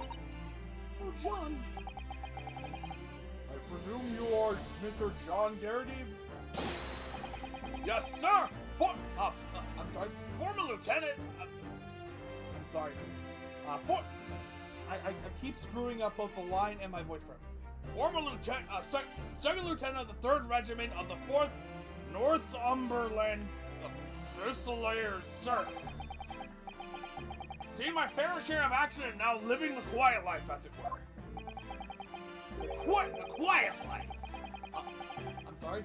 Were you not engaged in an incendiary battle with your spouse on the day in question? Well, yes. Quiet! I believe this may represent a first in the proud history of the British court. You see, I basically have 3 voices going on very frequently right now. I have the judge, who talks kind of like this. I have the prosecutor, Lord Van Zeeks, who talks like this. And then I have John Garrity, who's supposed to be something in the middle. Who's supposed to be something in the middle. I don't even know the voice anymore. However, the court will hear your testimony now, juror number 4, and that of your husband. You will recount clearly and concisely the events in your home at the time of the incident in question. Sir, at once.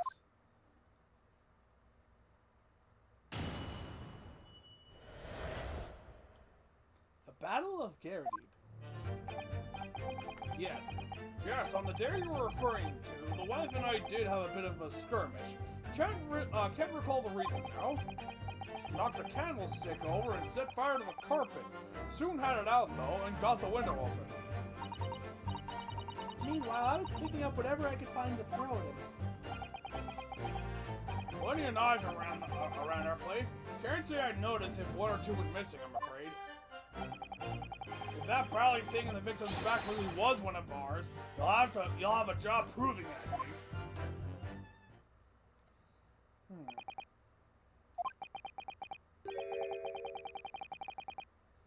It sounds as though it was quite the battlefield in your household that evening. Let me check something, actually.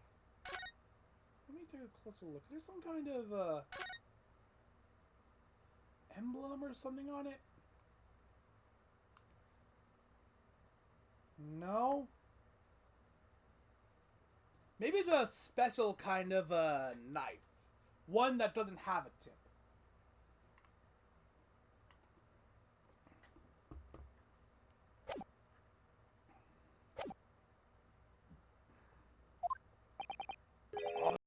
entirely one-sided assault, it seems. The enemy caught us on the hop, sir. Had no choice but to dig in and take defensive measures. To be honest, if the enemy had kept shelling us for another minute, we'd have been toast. Of course, a veteran such as myself, it's only too aware that on every battlefield, you're just a gnat's whisker from death at any moment. Are we still talking about a marital quarrel here? I just realized I left the fan on this entire time. I'm so sorry. I must say, I'm dubious that this testimony will shed any light on the origins of this jackknife. In combat, one's focus narrows such that surroundings are barely noticed. These witnesses may not be able to offer anything more than they have testified already. This may be a dead end. And Zeeks may well be right. Well, whatever the chances, we only have this last cross-examination to uncover the truth, Mr. Naruto. Yes, I'm afraid so. Very well, counsel. Begin your cross-examination.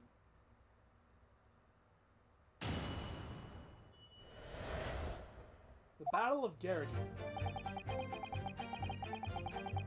Ivan and I did have a bit of a skirmish. Can't recall the reason. Hold it! The reason? Is what you told us yesterday, I believe. Yes, that's right. If I remember correctly, it all started because of a note that was tucked into the pages of a book belonging to Mr. Garrity. A rather passionate note, in fact. But Miss Garrity found the note, discovering her husband's little secret.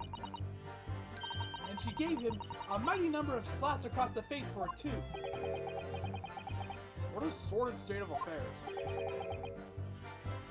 Sorry. Hell on earth. I say!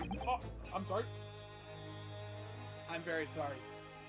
When a chap says he can't recall such things, it's common decency not to drag it all up. And besides, half of it was wide of the mark anyway.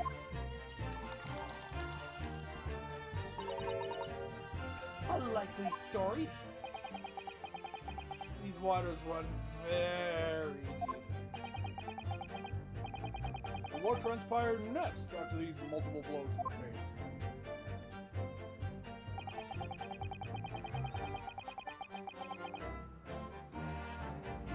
Hold it! And the fire also spread to some items of furniture, didn't it? The bookcase, my armchair, or anything of mine, really.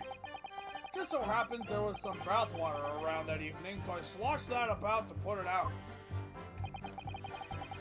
A most precarious situation you put yourself in. Ours is a 3-story townhouse on the west side of the street, where the water main isn't connected yet. I have to draw water from a public water pump during the day if you need any, you see. The lodgers are always moaning that they can't get any water at night. Although, that little mustache Japanese man buys water in bottles, I believe. Did they have bottled water back then? The defendant, Mr. Natsume, you mean?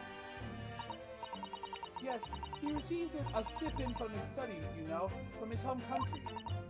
Can you imagine being able to brew a pot of tea at all hours? He's obviously very well off. Have you actually seen the state of the man? I believe he uses all his income to buy books.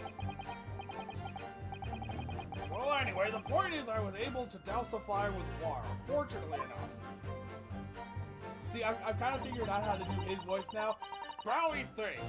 For whatever reason, saying browly thing is what gets me in the voice. Meanwhile, I was picking up whatever I could to throw at him. Hold it! Even though the room was on fire? As far as I was concerned at the time, it was more important to extinguish my anger than the flames. When a woman wants to throw, she must throw. She's a very good ventriloquist.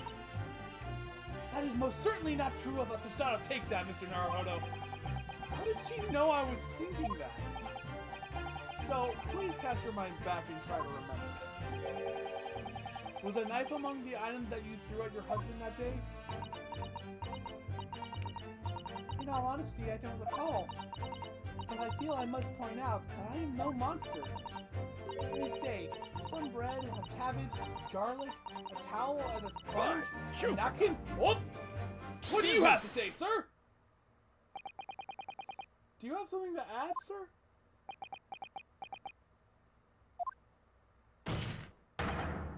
Mr. Garrity! Don't shoot! Sorry, I beg your pardon? Did your wise remark just now bring something to mind? Nothing of any significance, no! Barely thing, just a barrage of projectiles the old thing launched in my direction. Was somewhat more solid than she implies. Books, bricks, and the fire poker, I seem to recall. Ouch. And the woman's aim is uncanny. She'll enter direct hit with every back. Ah! Good grief, woman! We're not at home now! This is a court of law! Oh, dearie me! Ever so sorry, dear. What's she even doing with a teapot here? Honestly, John, I would never have thrown such things at you, obviously. Brownie thing, we'll take a look at this then. How do you suppose that happened, Oh, the pipe broke. I just noticed that. Had this thing in my hand as usual at the time of the onslaught. Knocked it clean out with one of her sawed projectiles, she did, yes. When I went to pick the thing up, it was broken in two. Like I'd like to see a sponge do that sort of damage. I see, your pipe was broken. It would never have been sent flying unless it was hit by something pretty solid. Anyway, I've managed to bandage the thing up for now. You are one to exaggerate, aren't you, dear? I wonder what we should make of this account. It could be important. The defense believes Mr. Garrity's remark just now may be a great... Hold on. I actually think I understand. Let's see, where is it? Look at this. Time. Clean. Knocked it clean out with one of her soft projectiles. Nope, it was broken in two. Broken in two. I thought it... I mean, for a second, I thought he said it was broken clean in two. Like clean cut, like with a knife. The defense believes Mr. Garrity's remarks just now to be a great Objection! This war veteran's words only tell us one thing. Betray a fiery wife, and pipes, as well as hearts, may be broken. Sentimental wisdom, perhaps, but hardly worthy of adding to the formal testimony. Indeed. Common sense, one might say. Might one? In that case, would you at least permit us to examine the pipe, sir? Well, I don't see why not. Oh, dearie me. There you go again, trying to ingratiate yourself with a young lady. Just fucking A. Very well, the court looks at the gentleman's pipe as evidence. Pipe has been entered into the court record. Let's take a look at this. I hope I didn't speak out of turn, Mr. Naruto. No, you're fine. You can take a look at this pipe. Up there. Oh! Oh! Ah! There's the tip! Oh, something just twinkled inside the chamber of the pipe there. Yes, I saw it. Something's stuck in there, I think. Let's turn it over and give it a shake. Oh, what's this? It's a tiny fragment of metal. It looks like the tip of a blade or something. The tip of a blade? Surely it couldn't be. We got it! We proved it! We got it, boys! I don't think I even need to press anything else. Oh no, it's fine. You did a great job, Sasato! You did excellent! A+, 5 stars! S rank!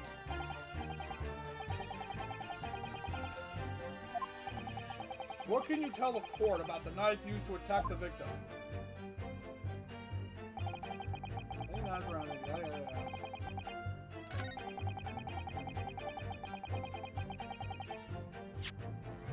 I don't think so! Objection! Mr. Garrity, could I ask you to take a look at this, please? You can ask, but I can't see a bally thing. You can't? You used to call me Dead-Eye Deb back in the regiment, of course, but that was some time ago now. Even when I'm trying to enjoy a large print book by the fire these days, I struggle to tell a B from a D and a P from a Q, to be honest. Oh, he does, dearie me. It's rather wearing to be asked about every other letter in every other word. You must be D for, you must D very dizzy. What is that? A tiny scrap of metal? Yes, almost certainly from the tip of a blade. And what may appear at first to be a tiny scrap is in fact a crucial piece of evidence. Interesting. And where did the defense come by this evidence? It was lodged in the chamber of Mr. Garrity's pipe. My pipe, you say? By Jove, I wonder how it got there. And what precisely does this fragment of metal signify, Counsel? Are you suggesting that it is in some way related to the matter of the stabbing on Briar Road?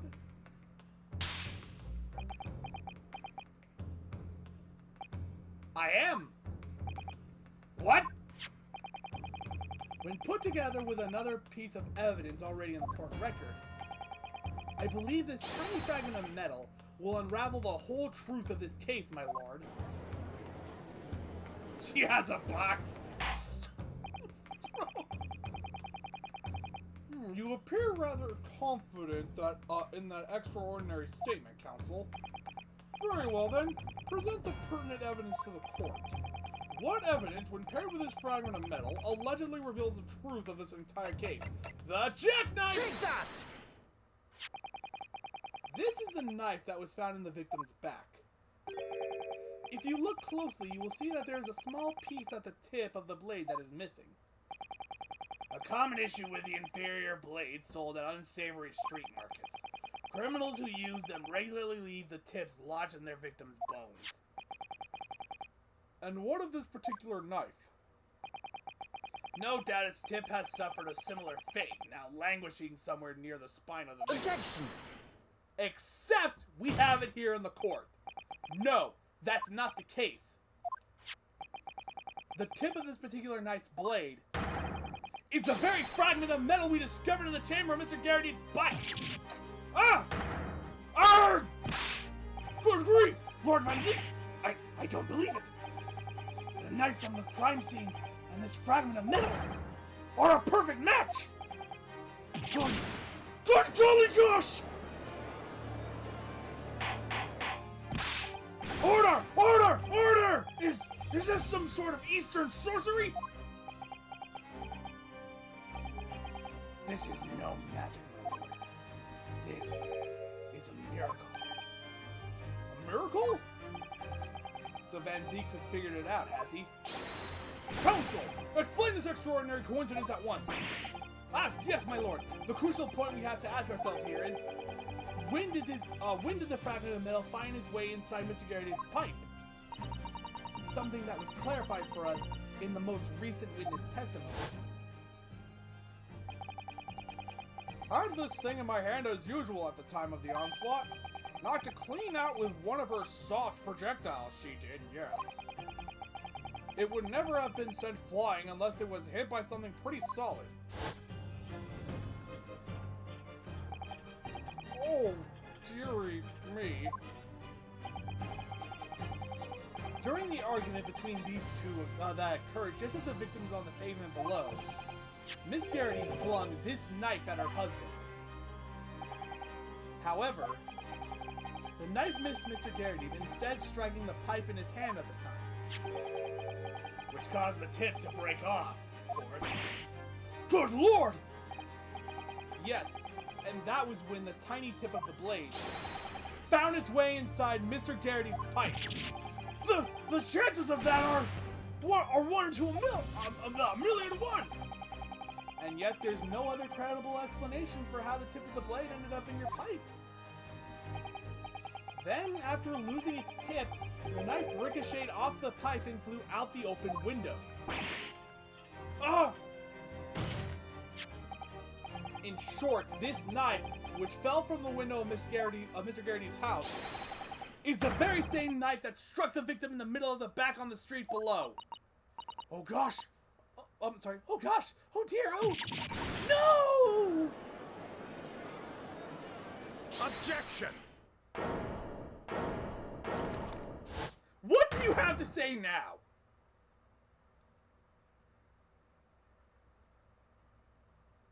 A full-bodied theory, I'll give you that. Theory? A complex bouquet of seemingly trivial points plausibly arranged to create an almost passable vintage. Allow me to toast my learned friend's characteristically Nipponese approach to bottling his argument. Sorry? But after all, it is just a theory. The bottle, I fear, is corked. Because you see, it's spoiled by an insurmountable inconsistency.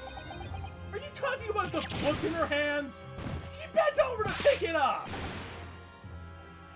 The book went flying first, and then the knife! What? Is there another detail that hasn't been explained to me yet? An inconsistency of the simplest nature, my lord.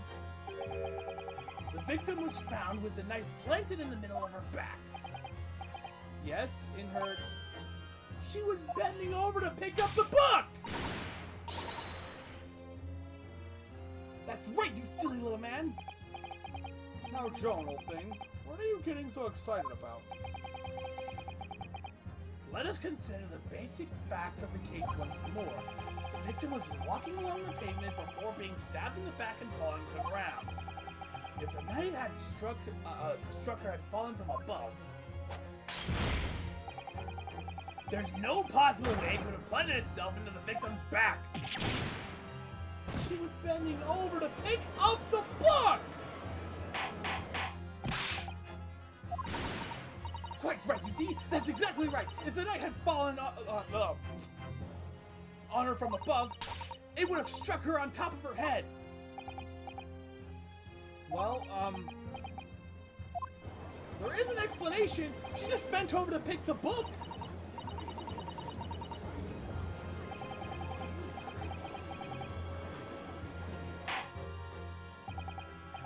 Hell, even if it wasn't for the book, maybe she was just bending over to tie her shoes. There are any number of ways it could have hit her in the back. If a theory has even one inconsistency, it cannot stand. Your theory, my learned friend, is history. No, it's not. The book. She was bending over to pick up to investigate the book. A flaming object just shot right in front of her. Of course she's gonna bend over to look at it.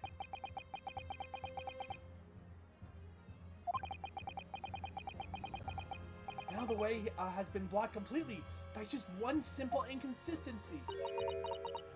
Or in other words, we simply need to eliminate that one inconsistency. The theory will stand. Mr. Sato? You mustn't worry, Mr. Naruhodo. You were just caught off guard, that's all, and your mind went blank. But if the path you were on is indeed correct, then a way will present itself. The key to this is in the court record, I'm sure. All the information you need is there. It seems you have nothing to say, my Nipponese friend. I'm gonna save, because I know exactly what I have to do. Wait, wrong.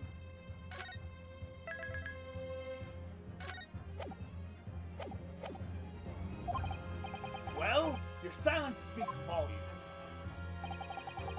A tactic acceptance that your theory is fatally flawed. Objection!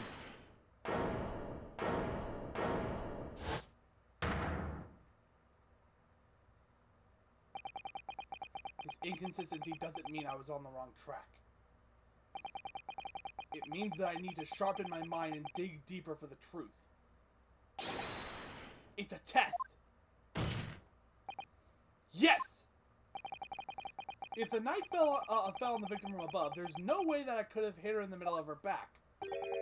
Under normal circumstances, that is. What are you implying? Counsel? There is a piece of evidence in the court record that can explain this inconsistency. That can explain how the knife that fell from above could have pierced the victim's back. We already have the answer. Goodness! Utter madness! Surely this must be the last time. Counsel, present the evidence of which you speak. This is the last inconsistency, the final piece in the puzzle. If I can successfully make sense of this, the truth will be laid bare at last. The evidence that explains how the falling knife became lodged in the victim's back is, it's either the book or the picture of the book. I'm gonna go with the book. Take that! This, the fourth book found at the scene. This is the final piece of evidence the defense will present. The bird book? Is that not Mr. Garrity's book? Yes, and to understand its significance, we have to consider how it came to be at the scene in the first place. This photograph print clearly shows the book in question, and the victim holding it in her hand. But as we all know, it was the police constable that poked the book between her fingers like that. Quite so, as part of his wholesale transplanting of the crime scene to the opposite side of the road. That's true, however, as part of his testimony, Constable Beat made an extremely enlightening statement on that point.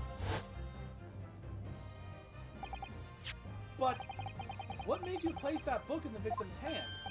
Oh, well, sir, that's because that's how I found it. When we first ran over to the scene, the victim was already holding the book. So, when I moved everything, I made sure it was still in her hand. In other words, the victim had already picked the book up of her own volition. And clearly, that must have been before she suffered the knife wound. Well, I should say so! After being attacked with a knife, I don't imagine she'd have been doing much of anything. So the question becomes, why did the victim have that book in her hand? By jingo! I think was it just me or did his pipe break? Whatever. I think I'm beginning to see what may have happened now. Oh, dearie me. We know that the book fell from the top floor of the Garrity household onto the table below, at precisely the moment that the victim was walking past. Yes, at exactly that moment, the young woman was walking along the street in the light fog. When all of a sudden, a book fell right in front of her. A flaming book at that. Probably put out by the snow. On the ground. The book I threw. Yes, Miss Garrity. And what do you think of the woman did? What would you do if you were walking along and suddenly a book landed in front of you on the pavement? Well, I really can't imagine it, but I suppose she might have reached down. Thank you! And picked the book up. Yes, that is exactly what the woman in fact did. She picked up the book. Yeah, that's a really bad broken pipe. Oh heavens! And when the woman reached down to pick the fallen book up, sorry, what position would her back have been? That's right, facing the sky, completely and utterly defenseless. Then, in the very next moment, while the woman was still bent over picking up the book,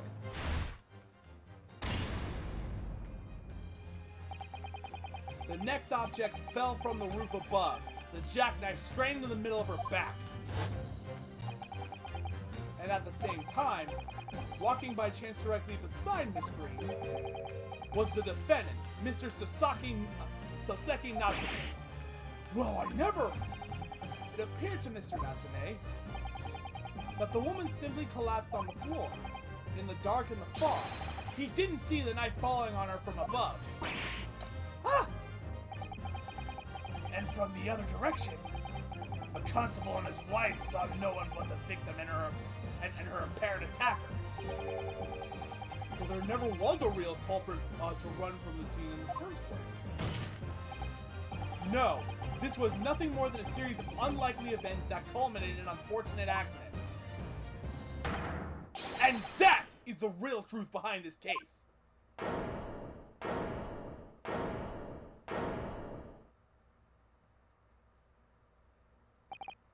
Well, Mr. and Miss Scaradib?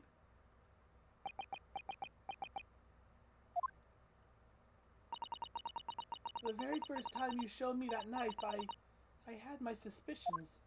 I wondered if perhaps it might have been something like that. There'll be... Poor Miss Garrity.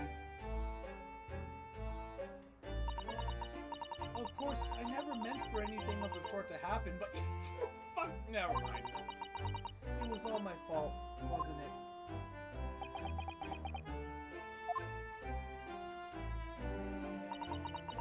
I take full responsibility. I let my anger get the better of me. I threw that book, and I threw the knife as well.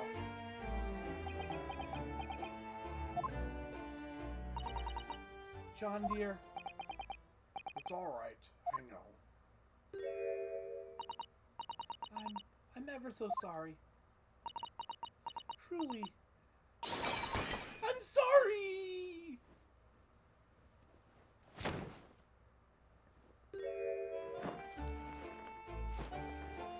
Oh, he caught her. Just doing his best.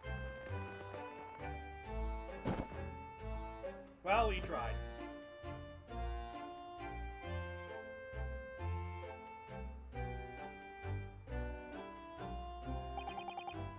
Lord Van Zieks, what news of Miss Scaradib? She's been taken to the infirmary. It would appear that today's events have left her in a especially flustered state. However, I believe she will recover in due course. There is no cause for concern. Yes, unbeknownst to themselves, they caused what could have easily been a terrible tragedy. They shall have to prepare themselves for the consequences of their actions. There is some good news, however, my lord. I have just had word from the hospital where the victim is being treated. Her condition is improving steadily, and the doctor believes she will regain consciousness soon. It's strange. We've been talking about the victim all this time, but we've never once met her. How wonderful! The woman is out of danger, it seems. Yes, that is good news. So, Mr. Sasaki Natsume?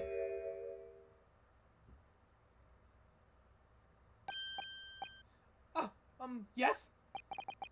On behalf of my fellow countrymen, I would like to take this opportunity to beg your pardon, sir. You came from your distant eastern homeland to study our great British culture. I'm using the wrong voice, and have been repaid with immeasurable unkindness. Please accept our heartfelt apologies.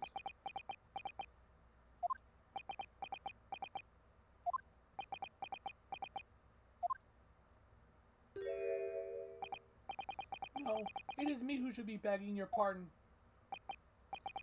Oh no, Mr. Natsume. That evening, when the young woman just collapsed on the pavement before my eyes, I jumped to the wrong conclusion again in my confusion. What conclusion, sir? I was sure that the woman was dead.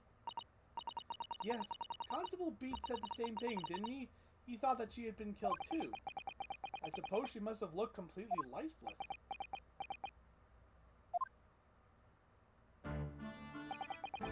It's been about a year since I arrived in Great Britain now, but I still can't get used to life here. I can't relax. I'm sure there are evil spirits lurking in the fog, like they're haunting me. Poor Saseki-san, his imagination really has got the better of him. Yes, poor man. So when it happened, I thought the young woman had been taken by the fog spirits. I should never have dropped my books like that and run away. I should have called for help! For a doctor! For the police!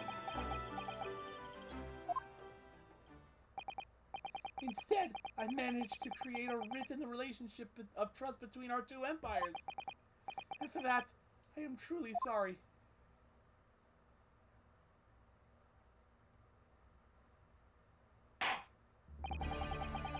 One could indeed say that some sort of mischievous spirit has been at work here, I think. One that created a chain of unfortunate mishaps. We were befooled by this spirit and led to a false conclusions. But thanks to Lord Van Zeeks and our young lawyer here from the Far East, that chain has now been broken, and the spirit exorcised. I heartily commend you both. Oh!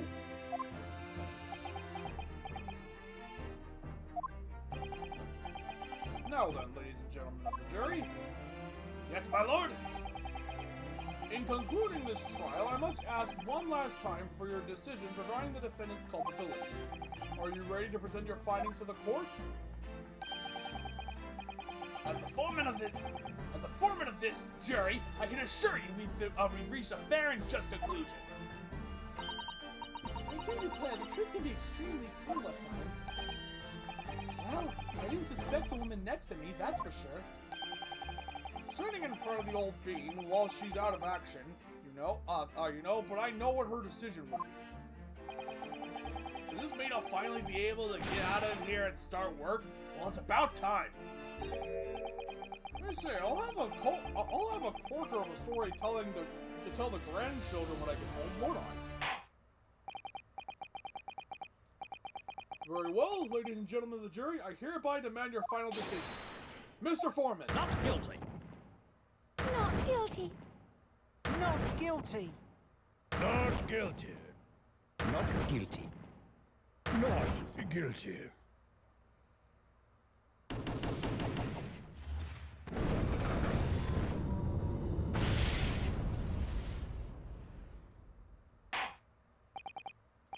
Very well, Mr. Soseki Natsume, I hereby pronounce you Not guilty.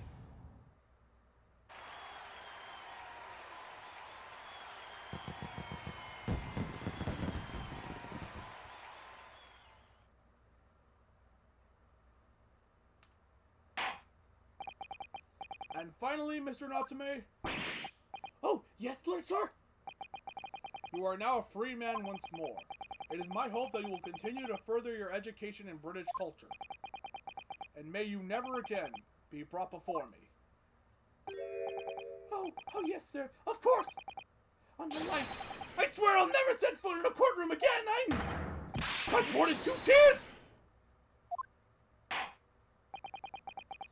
Thank you, counsels. Court is adjourned.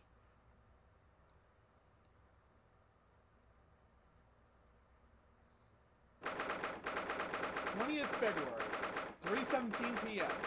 The Old Bailey, defendant's antechamber. Oh, Locum! Wait, you mean me? Of course! Is there another Locum here? Is there even one? Compared to the original Locum student, Mr. Naruhodo Esquire, your name has become rather short, hasn't it? What's wrong with using my actual name? Oh, at last! I'm free! I'm free! Joyful, joyous, jubilation! Hey, party, happiness, hurrah! Steady my boys, I'm taking another drink. Oh, I am pleased, Mr. Natsume is delighted! It'd be so hard to just say that thing. Locum, you did it! You saved me from the brink! Well, what happened to the poor woman was in no way your fault, after all. I'm just glad everyone can see that now. No! That's not that! Lovely, loyal, Locum lawyer! Yes? I mean, as I said before, I just never got used to life here in Great Britain. Every time I look over my shoulder, I see foreigners, I see towering brick buildings. And from high up windows, I see them looking down on me laughing. Look at that little hunchback. Oh dear. I'm sure that it's all in your head, Mr. Natsume. But today you, local lawyer, gave my gloom the boot. You said from behind that baronial bench, before all those babbling British, you battled to the bitter end, laying bare the baffling truth. And when I beheld the blinding fireworks on the beams of the Bailey's roof, I bellowed, "Behold, the best barrister ever born!" and we're very pleased for you. This has given me a wonderful anecdote to recount on my old friends back in Japan. An anecdote? Is that what to become of all my hard work? Ah, there you are, my dear fellows. I apologize for keeping you waiting. I arose late this morning. Oh, Mrs. Sholmes, what a pleasure to see you. I see I'm here not a moment too soon. A disaster has been averted, I'm glad to see. Oh. The trial shall begin presently, Mr. Naruhodo, and I wish you the very best of luck. It's just finished. What? No! Then my haste was in vain? Arg! It's you! Herlock Sholmes! Oh? Have you met, sir? This is Mr. Natsume, the man you had arrested, Mr. Sholmes. Ah, I see! I failed to recognize you at first. Our previous encounters have taken place in the gloom, either of your oblique lodgings or that prison cell. I simply couldn't place that curious face. In the light. Charming. This is all your fault, Herlock Sholmes! You're the reason I had to go through this terrible ordeal! I'm going to give you a piece of my mind! My apologies, sir, but I assure you, I have placed you... I have placed you for now? You're the fellow who abandoned that poor young lady and ran off, are you not? Ah! Had she been taken to the hospital more urgently, I feel perhaps she would have regained consciousness by now. Oh! But it was unavoidable, I'm sure.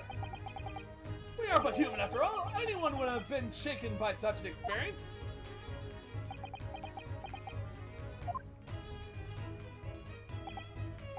I do feel very badly about how I behaved. Well, never mind. Now then, what was it you wanted to say to me, sir? Nothing.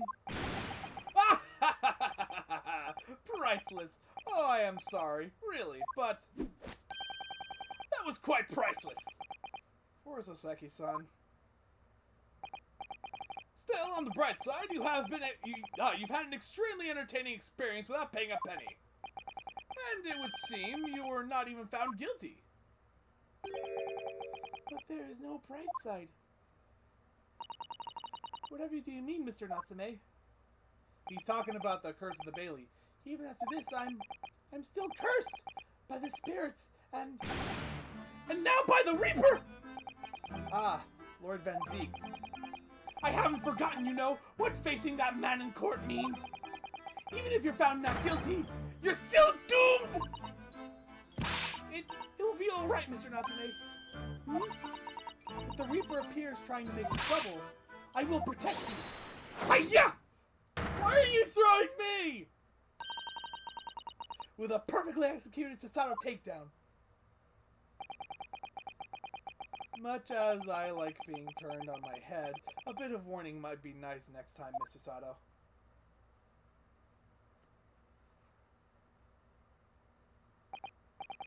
So, Mr. Natsume, what do you intend to do now? You mentioned something about recounting your experiences to your friends back in Japan?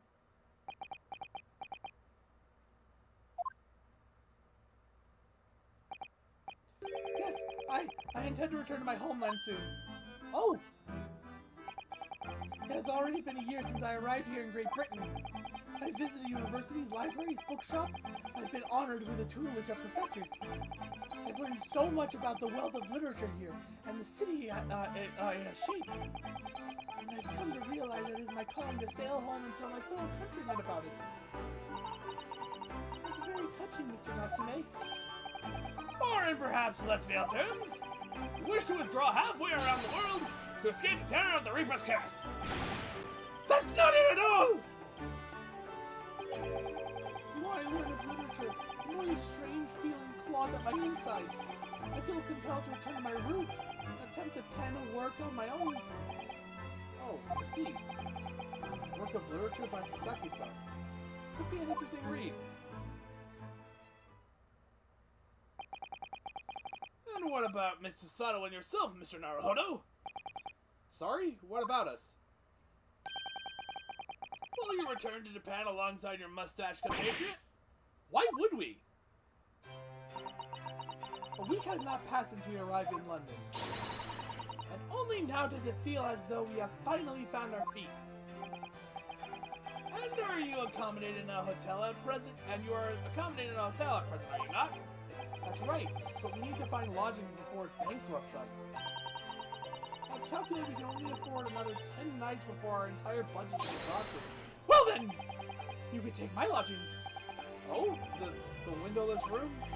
Ah, but what it lacks in windows, it more than makes up for with a floor and a ceiling and walls. Great. And of course, I'd be happy to leave behind the accursed evil spirit. Oh my, an evil spirit? Oh yes. It tries to suffocate you while you sleep. It's... Sorry. An infallible wake-up call! We'll think about it, if that's alright. Perhaps I can offer a more welcome alternative. Would you consider taking lodgings with me? Really? Well, a vacancy has conveniently presented itself. Load is up in the attic, I might add. Are you sure it isn't just a storage loft? I spoke with the landlady this very morning on the matter of price, and Iris is cleaning the room as we speak. You must come at once. I presume you have no luggage to speak of. Oh, this is simply wonderful! What an honor to be invited to take lodgings in the great detective's office attic! I'm too overcome for words. So suggesting we look elsewhere is out there. Then it is settled. Iris will prepare a welcome dinner this evening. And you must come too, Mr. Natsume, I insist. I don't know what to say, but thank you, and yes. Wonderful! Then I'll go and complete the paperwork for your formal release, Mr. Natsume. It shan't take long. Somebody's happy.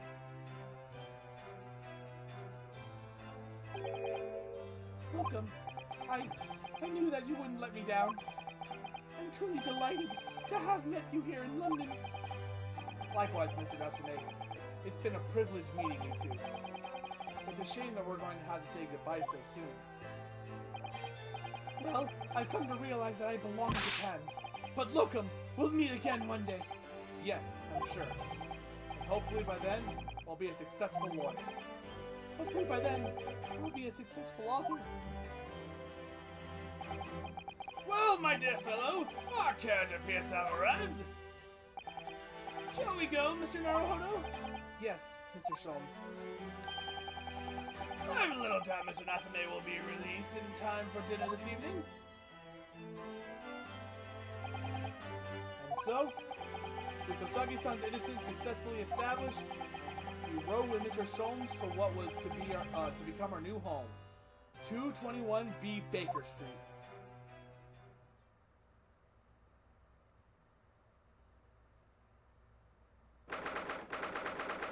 of February, 4:41 p.m. The attic room.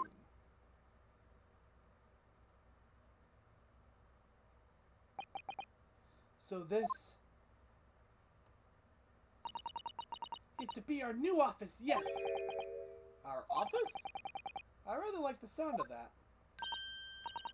Me too. It's simply wonderful, isn't it?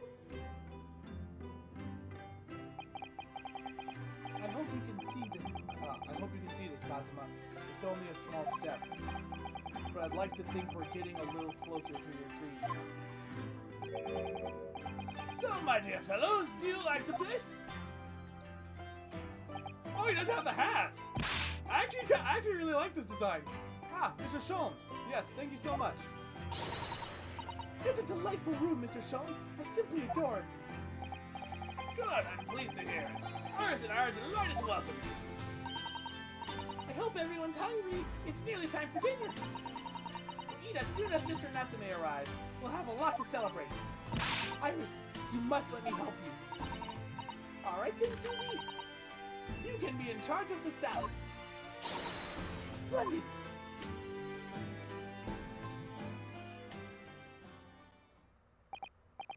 So, Mr. Naruhodo, how does it feel to have your own office in the capital? It's very exciting, actually. I can't help wondering what adventures await us. Those were precisely my sentiments when I first established my office at these premises. Until I discovered the dark truth about the city of London, that is. Sorry? London is a glorious place, full of wonder, opportunity, prosperity, and mirth. But the brightest of lights cast the darkest of shadows. Shadows? What do you mean? Well, I believe you're well aware of the murkiness that lies behind London's facade already. So, once again, Mr. Naruhodo,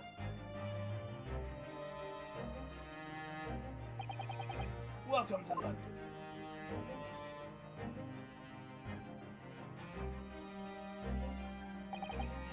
Of course, at the time, I had no idea of the significance of those words Mr. Shulman so casually spoke.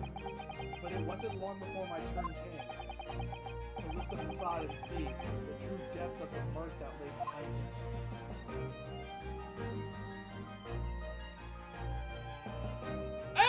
And landed in London. Save current progress? Yes. Alright. That will do it for tonight's stream. I shall be back with Great Ace Attorney in, what is it going to be called? The Adventure of the Unspeakable Story. Alright, I'll be back next week at 7, assuming everything goes well.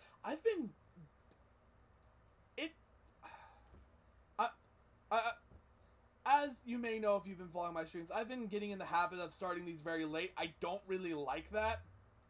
But in the case of the Tuesday streams, it's because there's something I have to do before these streams, and it's taking longer and longer. And I'm just barely getting home in time to start the streams, assuming I get home in time at all. But hopefully, it'll start. The next Great Ace Attorney stream will be next week, Tuesday, 7 p.m. But in between now and then, I will be playing Mass Effect Legendary Edition on Saturday at 2 o'clock. Again, assuming everything goes right and nothing causes me to be late. I'll do my best to be on time, but I can't make any guarantees, unfortunately. So yeah, until then, I will see you guys